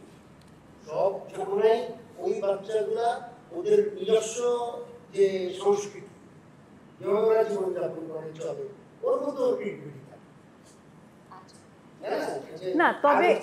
তবে পরিবেশ একটা বিষয়, মানে আমাকে যদি ছোটবেলায় বই ধরিয়ে না দেওয়া হতো, বই যে সিনেমাকে এখনো আমার কাছে হার মানায়, গল্পের বই যে আমাকে কতগুলো ফিল্ম দেখায়, মানে আমরা এখানে এই 5-6 জন মিলে 5টা ফিল্ম একটা বই পড়ে দেখবো, তাই না? কিন্তু আমি যখন ফিল্মটা বানিয়ে ফেললাম, আমি মনে করি যে ওখানে কল্পনা পরিসমাপ্তি ঘটে গেল, তাই না? যে তোমার এখানেই হচ্ছে তোমার ইমেজের ব্যবহার। ফলে গ্রুমিংটা খুব জরুরি। বাচ্চাদেরকে আমরা কোন পরিবেশে তৈরি করছি, আমি মনে করি এই মুহূর্তে বাংলাদেশের সবচেয়ে অসহায় হচ্ছে শিশুরা, যারা আজকে জন্মাচ্ছে, যারা বেড়ে উঠছে, তাদের জীবনে তারা খুব সাফোকেটেড, সেটা হোক শহরে হোক মফস্বলে, সেটা এডুকেশন সিস্টেম থেকে শুরু করে তাদের পারিবারিক চাপ সব কিছু। ওরাও একটা কম্পিটিশনে ঢুকে গেছে। মানে আমার তো শিশু বয়সে কম্পিটিশনের মামলা ছিল না, পরীক্ষায় পাস ছাড়া, কিন্তু এখন বাচ্চাকে তার স্কুলের ব্যাগ নিয়েও কম্পিটিশন করতে হয়, তাই না? ওর হাতে কী কী অ্যাপস আছে সেগুলো নিয়ে বোধহয় কম্পিটিশন হয়। সবচেয়ে অসহায় এই মুহূর্তে বাংলাদেশের শিশুরা। ওকে, আমরা একটু মুভির রিলিজিং এর বিষয়ে যদি যাই, যে সেক্ষেত্রে আমার মনে হয় আমরা সবাই মোটামুটি একমত হব যে এখনকার বা যে সিনেমাগুলো নর্মালি বানানো হয়, সেখানে ভায়োলেন্স বা সামাজিক, পারিবারিক, রাজনৈতিক বিষয়গুলো সত্যতাটা পুরোপুরি ক্লিয়ারলি হয়তো আসে না বড় পর্দার সিনেমাগুলোতে, কিন্তু ওটিটি প্ল্যাটফর্মে কিন্তু আমরা আবার এগুলো খুব ভালো মতো দেখতে পাচ্ছি। তো সেই ক্ষেত্রে আসলে এখানে কাকে আমরা দোষ দিব, বা কারণটা আসলে কি? এখানে কি আসলে সেন্সর বোর্ড কতটুকু দায়িত্ব বা ভূমিকা পালন করছে? আমি গিয়াসউদ্দিন সেলিমকে শুরু করতে চাই। ওটিটিতে কত হাতি ঘোড়া মারা হচ্ছে এটা আমি বুঝতেছি না আর কি। মনে হচ্ছে যে অনেক হাতি ঘোড়া ওটিটিতে মারা হচ্ছে। ওটিটি চলছে নেটফ্লিক্স যেমন করে প্যান্ডামিকের সময় আমাদের দেশে আসলো, আসার পরে সেক্রেট গেম নামে একটা বম্বেতে সিরিজ হলো, আর তার পুরো রেপ্লিকা চললো আমাদের দেশে, হইচই এবং চরকি মিলে। মাঝে অল্প কিছু খুব সুন্দর সুন্দর কন্টেন্ট আসলো, খুব ইন্ডিপেন্ডেন্ট আলাদা আলাদা ভঙ্গিতে, কিন্তু ওখানে মূল ফোকাস সেক্স, ভায়োলেন্স, এর বাইরে কিছু নাই বোধহয়। আর কি জানি এটা, হ্যাঁ, ক্রাইম থ্রিলার। তো এত ক্রাইম বাংলাদেশে এই ভঙ্গিতে নাই, ওটিটি পুরোটাই মিথ্যার উপর দিয়ে আছে। বরঞ্চ আমি বলবো যে সিনেমা তার থেকে একটু বেটার অবস্থায় আছে। এইখানে কিন্তু এটা কিন্তু খুব ইম্পর্ট্যান্ট একটা বিষয়, সেটা হচ্ছে যে লেটস সে এই যে স্যাক্রেড গেমসের কথা বললো, এটা সোসাইটিতে এক্সিস্ট করে, ওই ফর্মেই এক্সিস্ট করে। আমরা সারাক্ষণ কি সেটা কি চর্মচক্ষে দেখতে পাই কি না? তো যেটা দেখতে পাই না, যেটা ওই অর্থে দেখতে পাই না, বিশেষ করে বাংলাদেশে এই সিচুয়েশনই নাই। হ্যাঁ, মানে এত ভায়োলেন্স আমরা আসলে দেখি না। তো যেটা দেখি না সেটা টেনে এনে দেখা। আর্টিস্টের একটা খুব গুরুত্বপূর্ণ কাজ, সে কি ম্যানিফেস্ট করে, এটা খুব জরুরি। তো আমি যদি সারাক্ষণ দেখাই যে, মানে আমি মিথ্যে বলছি না, কিন্তু আমাদের কি কোনো সুন্দর চিন্তা নাই? আমরা একটা সুন্দর পৃথিবীর স্বপ্ন দেখি না? সেই পৃথিবীটা দেখা কিন্তু বেশি জরুরি। মানে ম্যানিফেস্টেশন জিনিসটাই এমন যে যেটা আপনি ভাবছেন এবং বিশ্বাস করতে চাচ্ছেন সেটা খানিকটা ঘটানোও সম্ভব, মানুষের ওই সক্ষমতাটা আছে। তো সেখানে নেগেটিভ এলিমেন্টস যেগুলো থাকে প্রচ্ছন্নভাবে, অত প্রকটভাবেও না, সেই এলিমেন্টগুলোকে টেনে এনে এটাকে, মানে ভায়োলেন্স জিনিসটা হয় কি, এটা যদি অনেক বেশি আস্তে আস্তে মানুষের সয়ে যায়, তখন ওটা কিন্তু এক ধরনের বৈধতা পাওয়া শুরু করে। যখন সয়ে যায়, একটা সময় ছিল আমার ছোটোবেলারই একটা ঘটনা, একটা তাল গাছের নিচে একটা কুকুরের কাটা মাথা পাওয়া গেছিল। হ্যাঁ, সেটার জন্য থানা থেকে পুলিশ এসে যাতা অবস্থা, মানে এটা একটা বিরাট ঘটনা। 2-3 দিন মানুষের ঘুম নাই যে একটা কুকুরের কাটা মাথা। এরপর আমরা অভ্যস্ত হলাম যে ডাস্টবিনে বাচ্চা পাওয়া যাবে, অমকের কাটা মাথা পাওয়া, এই যে আমরা অভ্যস্ত হওয়া শুরু করলাম, তখন আমরা করলাম কি, ভায়োলেন্সকে পার্ট অফ আওয়ার সোসাইটি মেনে নিতে থাকলাম আমরা। হ্যাঁ, এখন তো গ্লোরিয়াসও করলাম। এবং যেটা হয় যে খালি গ্লোরিয়াসই করলো, বাংলাদেশের নেগেটিভিটিকে আমাদের রাফিও করলো তুফানে। আমি আমার কোন একটা লেখায় লিখেছিলাম এই কথাটা, যে বাংলাদেশে যারা নায়ক হয়ে এসেছে, হ্যাঁ আমি জানি এই প্রসঙ্গে পরে আসা হবে, তারপর আমি এখন কথাটা যেহেতু আসলেই বলে দিলাম। যেমন একটা বিখ্যাত চরিত্র বাকের ভাই, হ্যাঁ, কিন্তু আপনি যদি এটাকে খুব গুরুত্ব সহকারে দেখেন, এই চরিত্রটা কিন্তু সোসাইটিতে কোনো পজিটিভিটি দেয় না। মাস্তানকে গ্লোরিফাই করা, মাস্তান হতে গেলে ইউ নিড পাওয়ার, আর পাওয়ারটা আকাশ থেকে আসে না, পাওয়ারটা প্র্যাকটিস করতে হয়, কেউ না কেউ পেছনে থাকতে হয়, যে যাকে আমরা গডফাদার বলি। বাংলাদেশে কেউ একটা চরিত্র দেখাতে পারবে না যেটা সমাজকে, সে নায়ক হয়ে উঠেছে কিন্তু সে সমাজকে বেটার কিছু দিচ্ছে। তাহলে কি আমরা আগে থেকেই নেগেটিভ ক্যারেক্টারকে গ্লোরিফাই করে, যেমন আমাদের ছোটবেলায় আর একটা খুব বিখ্যাত ধারাবাহিক নাটক ছিল হচ্ছে হুমায়ুন আহমেদের, ওটাও হুমায়ুন আহমেদ না, সরি, ওইটা হচ্ছে শহীদুল্লাহ কায়সারের সংসপ্তক। হ্যাঁ, ওই নাটকের সবচেয়ে জনপ্রিয় চরিত্র হচ্ছে কানকাটা রমজান। অথচ ওখানে মেজো ভাই বলে একটা চরিত্র আছে, যে ব্রিটিশ বিরোধী আন্দোলনের একজন নেতা। হ্যাঁ, আমি as a kid I was inspired by মেজো ভাই চরিত্র। হ্যাঁ, কেউ তো আমাকে বলে দেয়নি যে, তার মানে আমাকে ওটা আকর্ষণ করেছে, কিন্তু সবাইকে তো করেনি, সবাইকে করেছে কানকাটা রমজান। তো এইভাবে আমাদের সোসাইটিতে কি হয়, তখন আসলে এই যে বড় বড় শিল্পী আর্টিস্টদের দায়িত্ববোধের ব্যাপারটা আসে, যে আমি আসলে সমাজকে কি দিয়েছিলাম। কারণ শিল্পী তো শক্তিশালী, সে চাইলেই কিন্তু মেজো ভাইকে মোর গ্লোরিফাইড দেখাতে পারা যেত আসলে। হ্যাঁ, কিন্তু সেই দিকে মনটা টানেনি। ফলে শিল্পীর কিন্তু এই দায়বদ্ধতা আছে যে আমি আসলে কি চাই। যেমন আপনার কোয়েশ্চেনের শুরুতেই হচ্ছে আমরা কেন ওইভাবে ভায়োলেন্স দেখাতে পারছি না, খুব ভালো আমরা পারছি না, না পারলে একেবারে না পারলে আরো ভালো। না না, প্রচুর ভায়োলেন্স তো দেখছি, তো দেখাচ্ছি। এত ভায়োলেন্স তো আমি দেখি না। মানে দীপজল সাহেব যত সিনেমা করছে, অশ্লীলতা আর ভায়োলেন্সে তো ভরপুর ছিল, কিন্তু লোকেরা খুব পপুলার ছিল, তাই না? মানে আমার প্রশ্নটা, আচ্ছা আমি যদি মতিন রহমানের কাছে আসি, যে ওটিটিতে মানুষজন যে বেশি ঝুঁকছে, এই ভায়োলেন্সের কারণেই হয়তো তারা এটা দেখে শান্তি পাচ্ছে বা কোনো কারণে, তো এটার কারণে কি মানুষজন যে সিনেমার থেকে আসলে কি মুখ সরিয়ে নিচ্ছে, বা মানুষ যে হলমুখী এখন আর না, এটার জন্য কি ওটিটি প্ল্যাটফর্ম কোনোভাবে দায়ী? ওটিটি প্ল্যাটফর্মের জন্য দায়ী না, সিনেমা হলে ভালো সিনেমা আসছে না, দেখার মতো সিনেমা আসছে না। এখানেই তো একজন প্রমাণ আছে, ওর ছবি কি দেখেনি? পাগলের মতো সিনেমা হলে দেখেছি। তো সিনেমা হলে ছবি দেখবে, যদি দেখার মতো ছবি হয় অবশ্যই সিনেমা হলে সে ছবিগুলো দেখবে। এটা এখানে কোনো ওটিটির সঙ্গে কোনো কম্পিটিশন না। কনভেনিয়েন্ট টাইমেও দেখতেছে, ও খুশি এখন চালু করলো, একটা এপিসোড দেখলো, বন্ধ করে দিল, একটু ভাত খাইলো, একটু চা খাইলো, গল্প করলো, তারপর আরেকবার দেখলো। কম্পিটিশন খরচের একটা বিষয় আছে তো। হ্যাঁ, সিনেমা হলে বিশেষ করে সিনেপ্লেক্স গুলো যেগুলো অনেক খরচা। 1000-এর নিচে একটি ব্যক্তির খরচ হয় না, মানে আছে না, একটা মানে আপনি ছবি। টিকিট কনভেন্স একটা কোনো ছবি। কোনো হলে তো 500 টাকার টিকিট, আপনার দুজন দেখলে তো 500 টাকা শেষ, এরপর আপনি একটা পানি খাবেন কি কফি খাবেন সেটাও হচ্ছে না, জি ভেরি এক্সপেন্সিভ। মানে পৃথিবীর কোথাও এত এক্সপেন্সিভ কোনো মাল্টিপ্লেক্সের মানে আছে কিনা খরচা 200 টাকা টিকিট। এটা। হ্যাঁ, আবার যেটা হচ্ছে কি হলগুলো এত দূরে দূরে, হ্যাঁ। ট্রাফিক থেকে শুরু Traffic, করে হ্যাঁ। ঢাকা একটা শহরে, সিনেমা দেখা মানে ওই দিন ওরকম কাজ নাই, দিন শেষ। দিন শেষ, কাজ করতে পারবে না। আর একটা সমস্যা, সবচেয়ে বড় সমস্যা অভ্যাস নাই। আমরা বছরে একবার একটা সিনেমা হিট হয়, আমরা সবাই দেখতে যাই, হুড়মুড় খাই, আবার এক বছর সবাই ঘুমায় থাকে। তো বাইরের দেশে কি হয়েছে, মানুষের মধ্যে অভ্যাসের মতো পরিণত হয়েছে, প্রতি সপ্তাহে কেউ না কেউ কি মুভি দেখতেছে, কথা বলতেছে। তো এটা একটা সমস্যা। কিন্তু মানে ওটিটিতে আসার পর সিনেমা এরকম হয়ে গেছে, বিষয়টা এরকম না। ওটিটিও যে খুব মানে ওটিটিও যে খুব বাংলাদেশে আমরা ভালো করে ফেলছি এরকম না। ওটি আসে যে একটা জায়গা ভালো হয়েছে, ডিরেক্টরদের একটা জায়গা তৈরি হয়েছে, যেটা আগে ফিকশনে ছিল। ফিকশন অনেক এক্সপেরিমেন্ট হইতো একসময়, উজ্জ্বল ভাইরা, সেলিম ভাইরা, অংশ ভাইরা অনেক ইন্টারেস্টিং নাটক বানাতো, আমরা দেখতাম।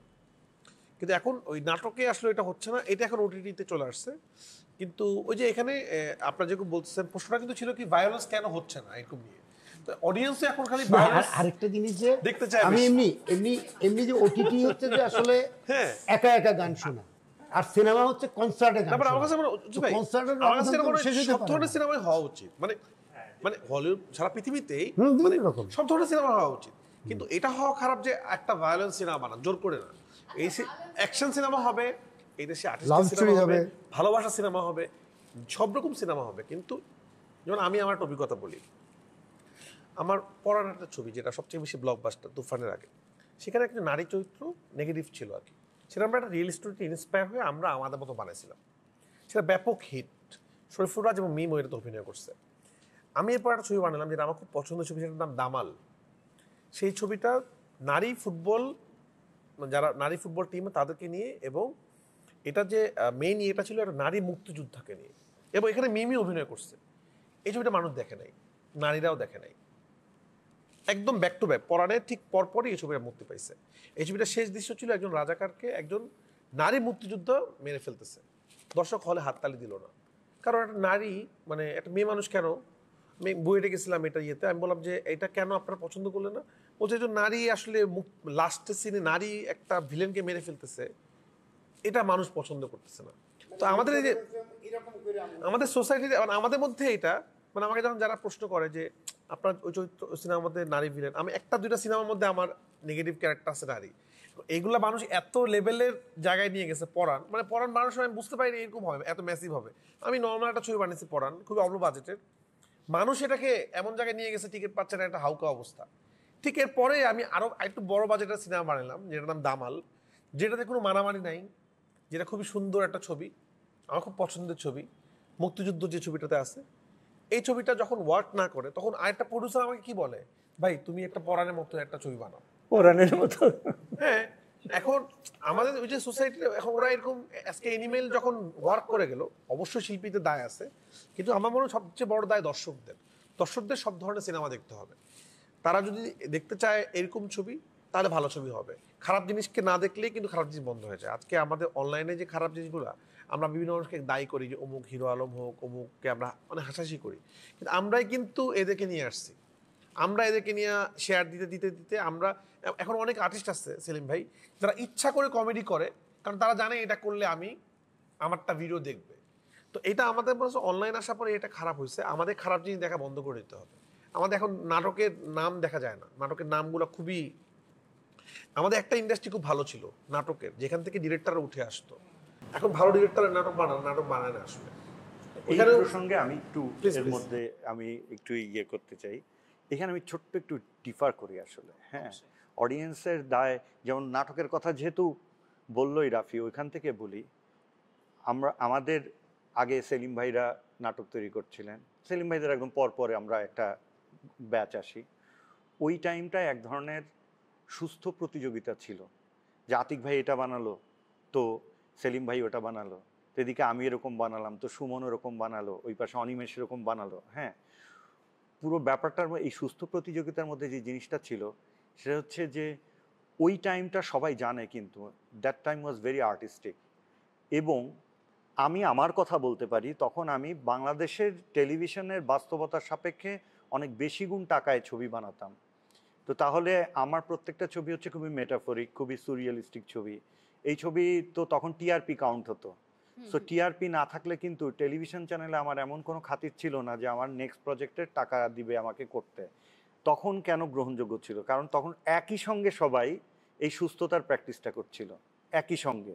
ফলে সাপ্লাই অনুযায়ী ডিম্যান্ড তৈরি হওয়ার ব্যাপারটাই আমি বিশ্বাসী। আসলে মানে অডিয়েন্স আসলে এত রেসপন্সিবল না ইনডেপথ ভাবার জন্যে। ও একটা টাইমে একই সঙ্গে যে জিনিসের সাপ্লাইটা বেশি পায় ও ওটাতে অভ্যস্ত হয়। আসলে এটা প্রমাণই যে রাফি যে নাটকের একটা স্বর্ণযুগই বলা যায়, ওই টাইমটা ওই সময় সেলিম ভাই নিশ্চয়ই আমার সাথে একমত হবেন যে ওই সময় একটাও এরকম ছিল না যে এটা কি করলো। বরং একটা নাটক যদি তার স্ট্যান্ডার্ডে, তার আর্টিস্টিক ভ্যালুর জায়গায় যদি একটু ডাউন হতো, তাকে একটু করুণার চোখেই দেখা হতো যে পারলো না বুঝি সে, এরকম। কারণ ওই টাইমটাই এরকম ছিল যে সবাই খুবই একটা স্ট্রং জায়গা থেকে বানাচ্ছিল। এই যে হ্যাঁ, আর এই যে ইউটিউবের কথা বললো, এখন কি হচ্ছে, রাফি বললো যে নামের দিক তাকানো যাচ্ছে না, কারণ সবাই ওটাই প্র্যাকটিস করছে। তার মানে কি ওই রেসপন্সিবল ডিরেক্টরদেরকে আমরা দেখতে পাচ্ছি না যে আসলে তার আর্টিস্টিক এক্সেলেন্সে মোর ফোকাসড। হ্যাঁ, আমাদের এইসব ছবি বানানোর জন্য কি স্ট্রাগল করতে হয়নি? আমরা যখন বানাচ্ছিলাম তখন তার আগে কিন্তু খুব মানে এফডিসির অবস্থা খুব ভয়াবহ, খুব রগরগে ছবি 90s আমরা দেখে আসছি। এর মধ্যে হঠাৎ করে সেলিম ভাইয়ের মনপুরা চলে আসলো, সেটা কি সুপার হিট হয়নি? সেটা তো এফডিসির এই যে যখন খুবই একটা নোংরা ছবির যুগ ছিল, ওটা থেকে বেরিয়ে আসছে। তার মানে সেই ক্রেডিট তো দর্শককেই দিতে হবে, সেলিম ভাইকে তো দিতেই হবে, বাট দর্শককেও তো দিতে হবে। দর্শক তো গ্রহণ করেছে যখন অত একটা বাজে সময় চলছে, ওই সময় দর্শক টেলিভিশন নাটকে সাইকেলের ডানা যখন আতিক ভাই বানাচ্ছে, হ্যাঁ, বা আমার একটা প্রোডাকশন আছে, আমি নিজেই বলতে পারি, যে জীবন ফড়িংয়ের, এটা 13-14 বছর বানানো আগে। এখন বিভিন্ন জায়গায় এটা থিয়েটার প্রোডাকশন হয়, এটা ডায়ালগ মুখস্থ করে 20-22 বছরের ছেলে মেয়ে করে করে ফেসবুকে পোস্ট দেয়, এবং মানুষ তো গ্রহণ করে, কিন্তু তাকে তো দিতে হবে। এখন এই দেয়ার সংখ্যা যদি খুব কম হয়, তখন যেটা সংখ্যায় বেশি সেটাকে ভায়োলেন্স টায়োলেন্স এইগুলো সংখ্যা এখন বেশি। যে বিশেষ করে হিন্দি ছবিতে এটা এতই দাপট, তামিল ছবিতে এতই দাপট, এত বেশি ইনভেস্টমেন্ট হয়, এটার এত যে চাকচিক্য, তখন এটাই মনে হয় সিনেমার বাস্তবতা। যেমন আমি এটা ওর উদাহরণ দিয়ে এমনি যে আমাকে একটা সিরিজ বলতে বললো যে তাহলে তামিল ফাইট লাগবে একটু, গ্রুপ আছে ওরা তামিল ফাইট খুব ভালো করে, এটা আমি ঠিক আছে, হবে, অসুবিধা নেই। না, ডিরেক্টলি এভাবেই রেফার করে যে এটা সাউথ বানাতে হবে, এভাবেই বলা হয় আসলে যে সাউথ বানাতে হবে। আমি এখানে একটু বলে দিই যে জিনিসটা এখানে টাচ করা হয়নি, সেটা হচ্ছে যে আসলে রিসার্চ বলে যে আমরা ওটিটি তো মেইনলি পপুলার হচ্ছে বেসড অন সিরিজেস। তো সিরিজ রিসার্চ যেটা বলে যে সিরিজ আসলে মানুষ দেখে যখন ওই গল্পগুলো থ্রিলার বেসড হয়, যেখানে ব্লাডশেড থাকে, ভায়োলেন্স থাকে।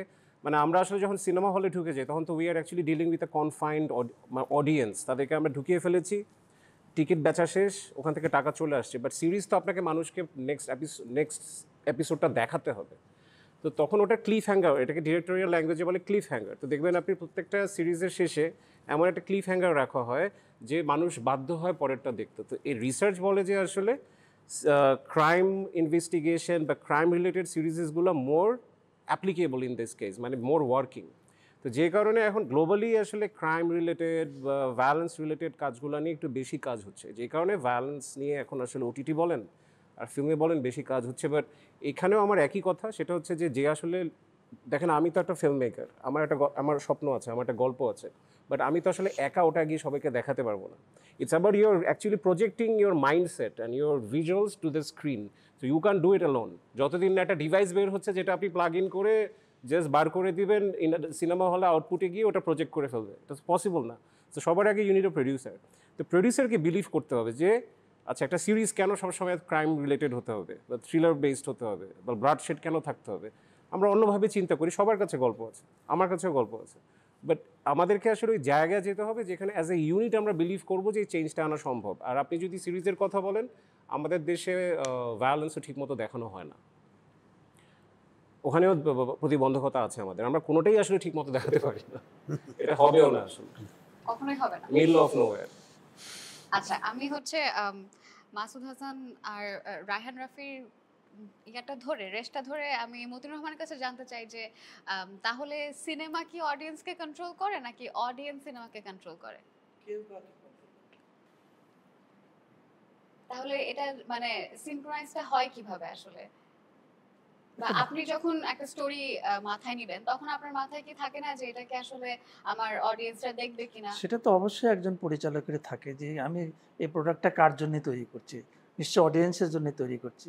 সে ধরনের সে স্টোরি চুজ করে নেয় এবং যখন সেটা পছন্দের হয়ে যায় দর্শকের, তখন সেটা দর্শক পছন্দ করে ফেলে। আবার এমনও দেখা যাচ্ছে যে পরিচালকের অনেক পছন্দের গল্পটি পরিচালক বানিয়ে দিল, অনেক পরিশ্রম করলো, কিন্তু দর্শক নিচ্ছে না। এ ধরনের একটা অপোজিট রিয়াকশানও তো থাকে। তাহলে আমরা যেটা মনে করতে পারি যে গল্প অবশ্যই ভালো গল্প হতে হবে এবং অবশ্যই ভালো গল্প দর্শক অবশ্যই সেটা পছন্দ করে। মার্কেটও অনেকটা তো কাজ হ্যাঁ, করে, হ্যাঁ। মার্কেটিংটাও একটা বিষয় দাও। না মার্কেটিং আছে, মার্কেটিং অনেক সময় আমার একটা উদাহরণের কথা বলি কন্ট্রোলেরও একটা যে আমার ও যেমন একটা ছবির উদাহরণ দিচ্ছিল, আমার একই সাথে বাংলাদেশের সমস্ত সিনেমা হলে আমারই 2 ছবি চলছিল একটা ঈদে আর কি, একটা বীরাঙ্গনা সখীরা, একটা রাঙ্গাভাবি। তো এই 2টা ছবি 2 প্রডিউসার একই সময় রিলিজ করবে, কিন্তু পরিচালক কিন্তু একজন। তো আমার খুব পছন্দের ছবি ছিল বীরাঙ্গনা সখীরা, যেহেতু এটা একটা মিথ গল্পের উপরে নির্ভর করা।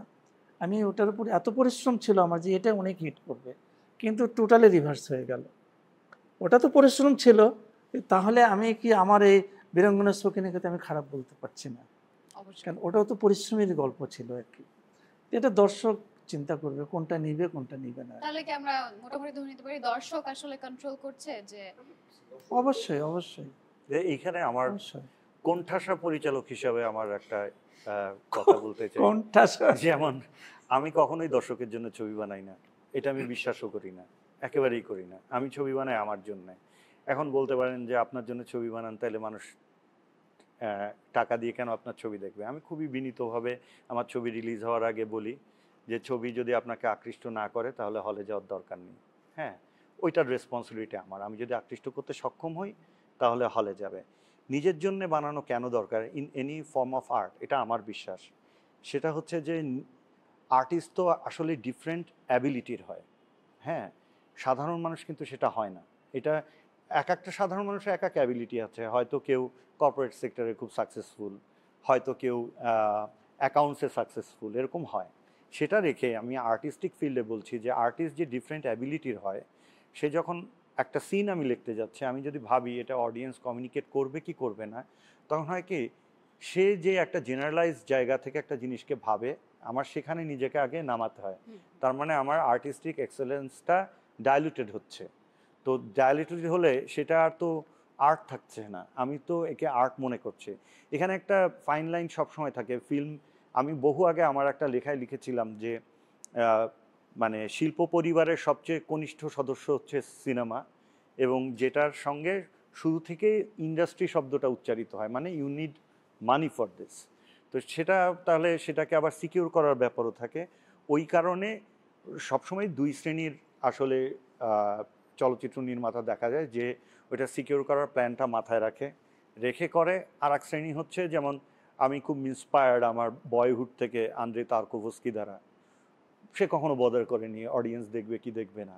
হ্যাঁ, বা কুরোসাওয়ার মতো মেকাররা যারা আমাদেরকে অনেক ইন্সপায়ার, ওনারা বদার করে না এই ছবি দেখবে কি দেখবে না। বিকজ আপনি ইউ নেভার নো, আপনি হয়তো 20 বছর, 50 বছর, 100 বছর এগিয়ে থাকা একটা চিন্তার কোনো জিনিস প্রচার করছেন, যেটা হয়তো এই টাইমে কমিউনিকেট করবে না, যেটাকে আমরা একটা সময় গিয়ে কাল্ট বলি। তো এক একজনের এক এক ধরনের লোভ থাকে। আমার ব্যক্তিগতভাবে হচ্ছে আমার এখনই পেয়ে যাওয়ার লোভটা কম, এবং সেই কারণে আমার স্ট্রাগল বেশি। লাইক আমি একটা ছবি বানিয়ে 2-3 বছর অপেক্ষা করি, টাকা জমানোর পর নিজেই প্রডিউস করি, আবার বানাই। হ্যাঁ, লস যা আমার হয় এই হয়। তো আমি বলছি না যে এইটাই সিনেমার বাস্তবতা হওয়া উচিত, কিন্তু এই বাস্তবতাটা অনেক বেশি উপেক্ষিত বা দেখা হয় না। যে শিল্পীকে আমি অনেকটাই পোয়েটের মতো দেখি, যে আমি ভেবে কবিতা লিখবো না, কবিতা ভেবে লেখা যায় না। ঠিক সিনেমাও একটা সিন, এটা ম্যাজিকের মতো আসে। You have to grab that এবং you have to make that accordingly. হ্যাঁ, কিন্তু এটা দর্শক বুঝলো কি বুঝলো না, তবে এটা একটা সত্যি কথা, পৃথিবীতে যত ছবি আছে কোনো না কোনো সময় সমালোচিত হয়েছে, যেটা মানুষ বোঝেনি, মাথার উপর দিয়ে গেল, সেটা যদি ভিজুয়ালি কোনো না কোনোভাবে স্ট্রং হয়ে থাকে, তার বক্তব্য যদি সত্যি সত্যি স্ট্রং হয়ে থাকে, সেটা কমিউনিকেট করেনি এই ঘটনাও কিন্তু পৃথিবীতে নেই, কোনো না কোনো সময় গিয়ে করেছে। সো ফিল্ম মেকারকে আগে নিশ্চিত হতে হবে যে সে তার ক্রিয়েটিভিটির উপর কতখানি আস্থা রাখে, সে কতখানি কনফিডেন্ট, এবং সে আসলে কী চায়। সে এখনই কিছু চায়, ভিনসেন্ট ভ্যান গগের কথা বলতে পারি। ভদ্রলোক, তার সারা জীবনে একটা রিকগনিশনের আশা ছিল যে আমার একটা ছবি বিক্রি হবে। সে মারা যাওয়ার 10 দিন পর তার প্রথম ছবি বিক্রি হয়। হ্যাঁ, অ্যান্ড এখন আমরা সবাই জানি যে ভিনসেন্ট ভ্যান গগ কী। সো একটা ফিল্ম মেকার কোন কোন তথ্য থেকে ইন্সপায়ার, যেমন এই এই বিষয়গুলো আমাকে ইন্সপায়ার করে, জীবনানন্দ দাশ আমাকে ইন্সপায়ার করে, হ্যাঁ, যারা জীবদ্দশায় খুব বেশি দেখে যায়নি কিন্তু দিয়ে গেছে প্রচুর। ওই জায়গাটাও মনে হয় মাঝে মাঝে অ্যাপ্রিসিয়েটেড হলে ভালো, আমার মনে হয়।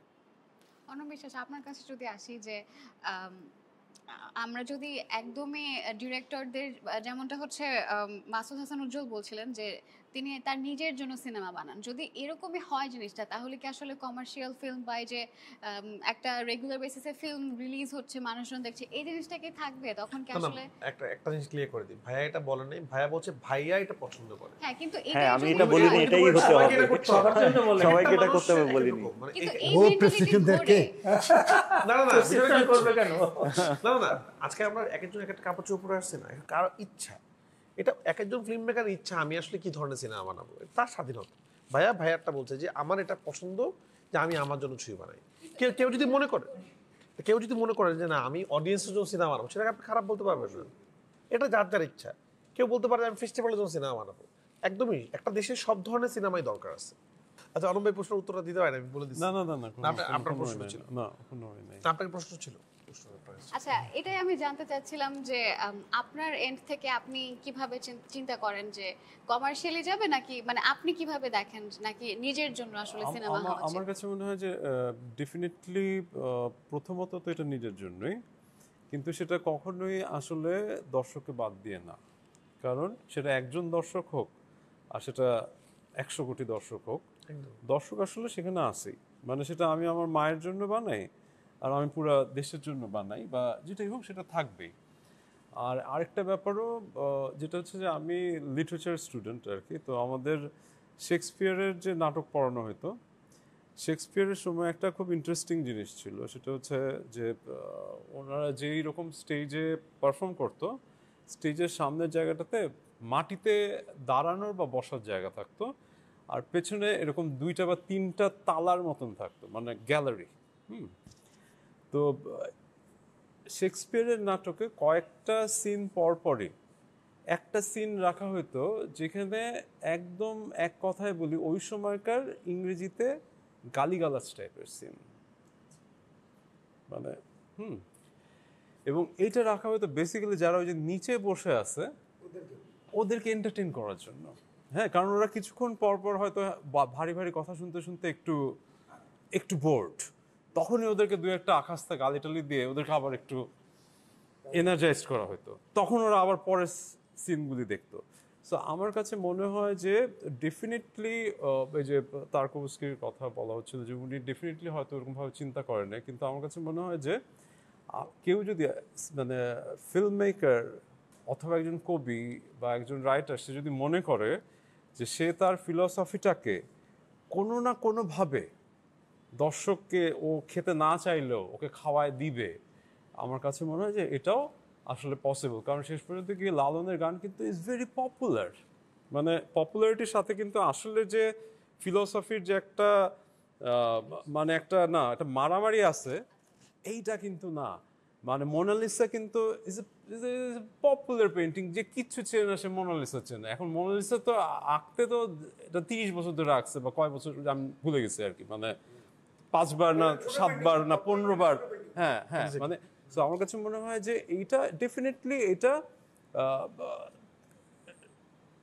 ক্রিয়েটর যদি চায়, তার যদি সেটা চায়, তাহলে সে ওটাকে কোনো না কোনোভাবে ওটা সে দর্শককে সে ইনক্লুড করবে। দর্শকের দরকার পড়লে সে এক কথায় সে ফ্যাসিনেট করবে, ম্যাজিক্যাল মানে ম্যাজিশিয়ানের মতন ওকে সে ইনাওয়ে বোকাও বানাইতে পারে। মানে তাকে অনেক কিছু বুঝায় টুঝায় তার নিজের জিনিসটা দিয়ে দিল, যেভাবে মায়েরা যেরকমভাবে বাচ্চাদেরকে ওষুধ খাওয়ায়, হ্যাঁ, যে মিষ্টির ভিতর ভরে একটা ওষুধ দিয়ে দিল, সে অনেক রকম ভাবে। তো আমার কাছে মনে হয় যে এটাও একটা স্কিল, বা এটাও চাইলে কেউ এটা প্র্যাকটিস তবে করতে পারে। এইটার আমি সূত্র ধরে আরেকটু আমি বলতে চাই। না না, রবীন্দ্রনাথ তো কি পপুলার না? হ্যাঁ, ডেফিনেটলি।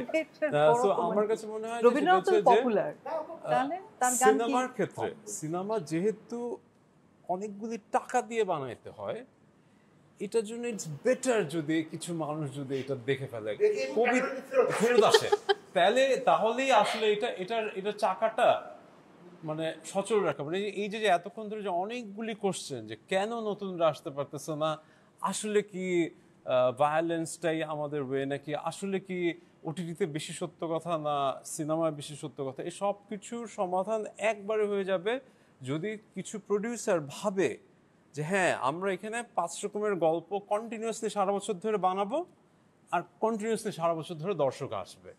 এটা যদি মানে একটু মানে, বা ধর ইভেন আপনারাও যদি ভাবেন যে আপনাদের জেনারেশন, মানে যারা এই মুহূর্তে আমরা যারা এখানে উপস্থিত আছে, আপনারা যারা এটা তৈরি করতেছেন, যে আমরা এখন থেকে 5 বছরের মধ্যে এই ঘটনাটা ঘটাবো, এটা যেটা কঠিন, কিন্তু এটা ইম্পসিবল না। এটা আসলে কাউকে চাইতে হবে। আমার কাছে যেটা মনে হয়, এটা কেউ চাইতেছে না। এক কথায় মানে যে আসলে সিনেমা ইনভেস্ট করতেছে, ও আসলে সিনেমাকে ভালোবেসে যে ইনভেস্ট করতেছে, হয়তো সেটা না। না, আমি এটা সূত্র ধরে যেটা বলছিলাম, আমি কিন্তু হ্যাঁ, দ্বিমত পোষণ করে বলছি না। যেটা হচ্ছে আর্টের কিন্তু ইভলভ করারও একটা জায়গা থাকে, সেটা ফিল্ম হোক, এনি ফর্ম অফ আর্ট। হ্যাঁ, তো এটা প্রবাবলি 1934 সালের ঘটনা। স্পেনের গের্নিকা শহরে জার্মান জান্ত্রাটা সাধারণ মানুষের উপর বম্বিং করেছিল। তো তার আগে পিকাসোকে কিন্তু স্প্যানিশ গভর্নমেন্ট অনেকগুলো টাকা দিয়েছিল একটা ফরমাইশি কাজ করার জন্য। 1 বছর হয়ে গেল, পিকাসো একটা স্ট্রোকও দেয়নি। কিন্তু সে টাইমস ম্যাগাজিনে যখন পড়লো যে এই যে এত নিরীহ মানুষের উপর বম্বিং হয়েছে, সে রাইট হয়ে বসে গেল পৃথিবীর অন্যতম শ্রেষ্ঠ পেন্টিংটা করার জন্যে, যেটার নাম গুয়ের্নিকা। এই ছবিটা যে ফর্মে করা, তখনকার শিল্প কিন্তু এটার জন্য প্রস্তুত ছিল না, because it was formed in cubic form, যেটায় গোটা বিশ্ব তখন প্রস্তুত না, যে এই ফর্ম তারা দেখেনি তখন পর্যন্ত। তার আগে রোম্যান্টিসিজম দেখেছে, ইমপ্রেশনিজম দেখেছে, কিন্তু এই কিউবিক ফর্মের ছবি for the first time world দেখলো। সেই ছবিটা কি করলো, আর্টকে কিন্তু ইভলভ করালো টু দ্য নেক্সট লেভেল। ফলে ওই ছবিটাই মাচ অ্যাপ্রিসিয়েটেড এখন পৃথিবীর অন্যতম। যেমন আমি সবসময় প্রডিউসারদের উদ্দেশ্যে একটা কথা বলি, যেটা আমি বিশ্বাস করি ইম্পর্টেন্ট, সেটা হচ্ছে ইউরোপিয়ানরা কেন আমাদের থেকে এগিয়ে থাকে, বা ওয়েস্টার্ন ওয়ার্ল্ড কেন এগিয়ে থাকা। ওরা কারেন্ট টাইমের জন্য কাজ করে, ওরা একটা দীর্ঘ সময়ের জন্য ইনভেস্ট করে, যেমন ওদের আর্টে হিউজ ইনভেস্টমেন্ট।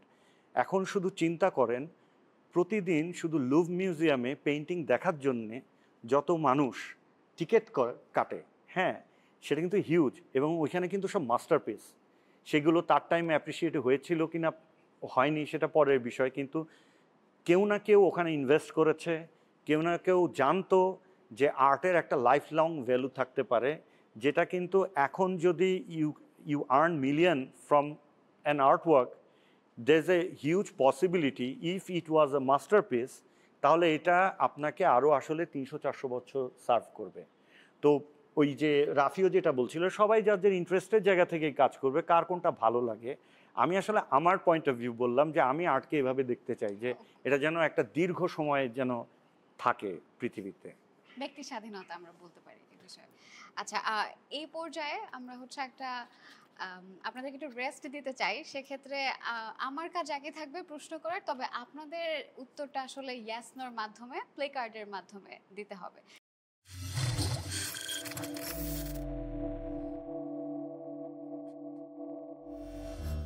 সেটে ডিরেক্টরের চেয়ারে বসে কখনো কি ফিল হয়েছে যে I am the king of the world?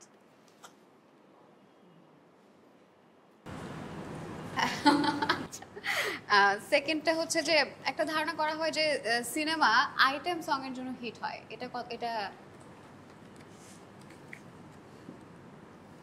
ওকে। আচ্ছা, এক ফিল্ম মেকার হিসেবে শুটিং স্পটে গিয়ে আপনি আসলে প্লট ভুলে গিয়েছেন, এরকম কি কখনো হয়েছে নাকি? Wow, good directors. আচ্ছা, তারপরে হচ্ছে নিজের বানানো সিনেমা দেখতে দেখতে কখনো ঘুমিয়ে গিয়েছেন? সেটা বাসায় হতে পারে, হলে হতে পারে।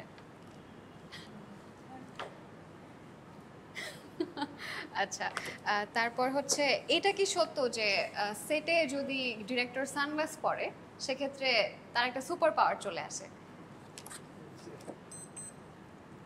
আচ্ছা, সবকিছু তাহলে মাথার ব্রেইনের কাজ। তারপরের প্রশ্নটা হচ্ছে যে এমন কি কখনো হয়েছে যে সেটে আপনি একটা দোষ করেছেন বা দোষটা আসলে আপনার, কিন্তু আপনি যেহেতু একজন ডিরেক্টর আপনি দোষটা আরেকজনের উপর চাপিয়ে দিয়েছেন, ফর এক্সাম্পল দেরি করে আসার বিষয়টা, এরকম কি কখনো হয়েছে কি?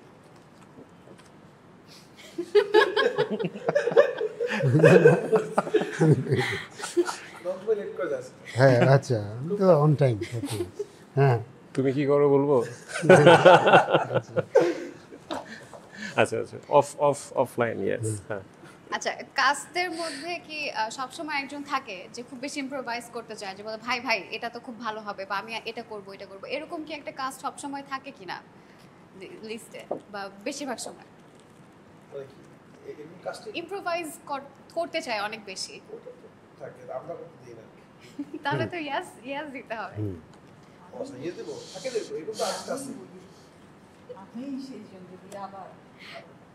আচ্ছা, এরপরে হচ্ছে যে ওভারটাইম করানোর জন্য ক্রুদেরকে কখনো খাবারের লোভ দেখানো হয়েছে কিনা? সব সময়।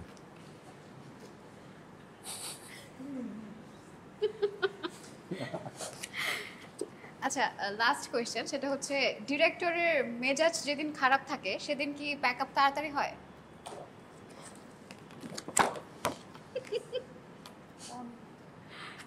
আচ্ছা, ইয়েস, মেজাজ খারাপের কিছু প্রোডিউসারের দায়িত্ব আছে না। আচ্ছা, থ্যাংক ইউ সো মাচ। এটাই ছিল আমাদের আজকের পর্বটা। আপনাদেরকে অসংখ্য ধন্যবাদ এতক্ষণ আমাদেরকে সময় দেওয়ার জন্য এবং সিনেটের রাউন্ড টেবিলের সাথে থাকার জন্য। আপনাদেরকে অসংখ্য ধন্যবাদ। ধন্যবাদ। Thank you. ইউলোককে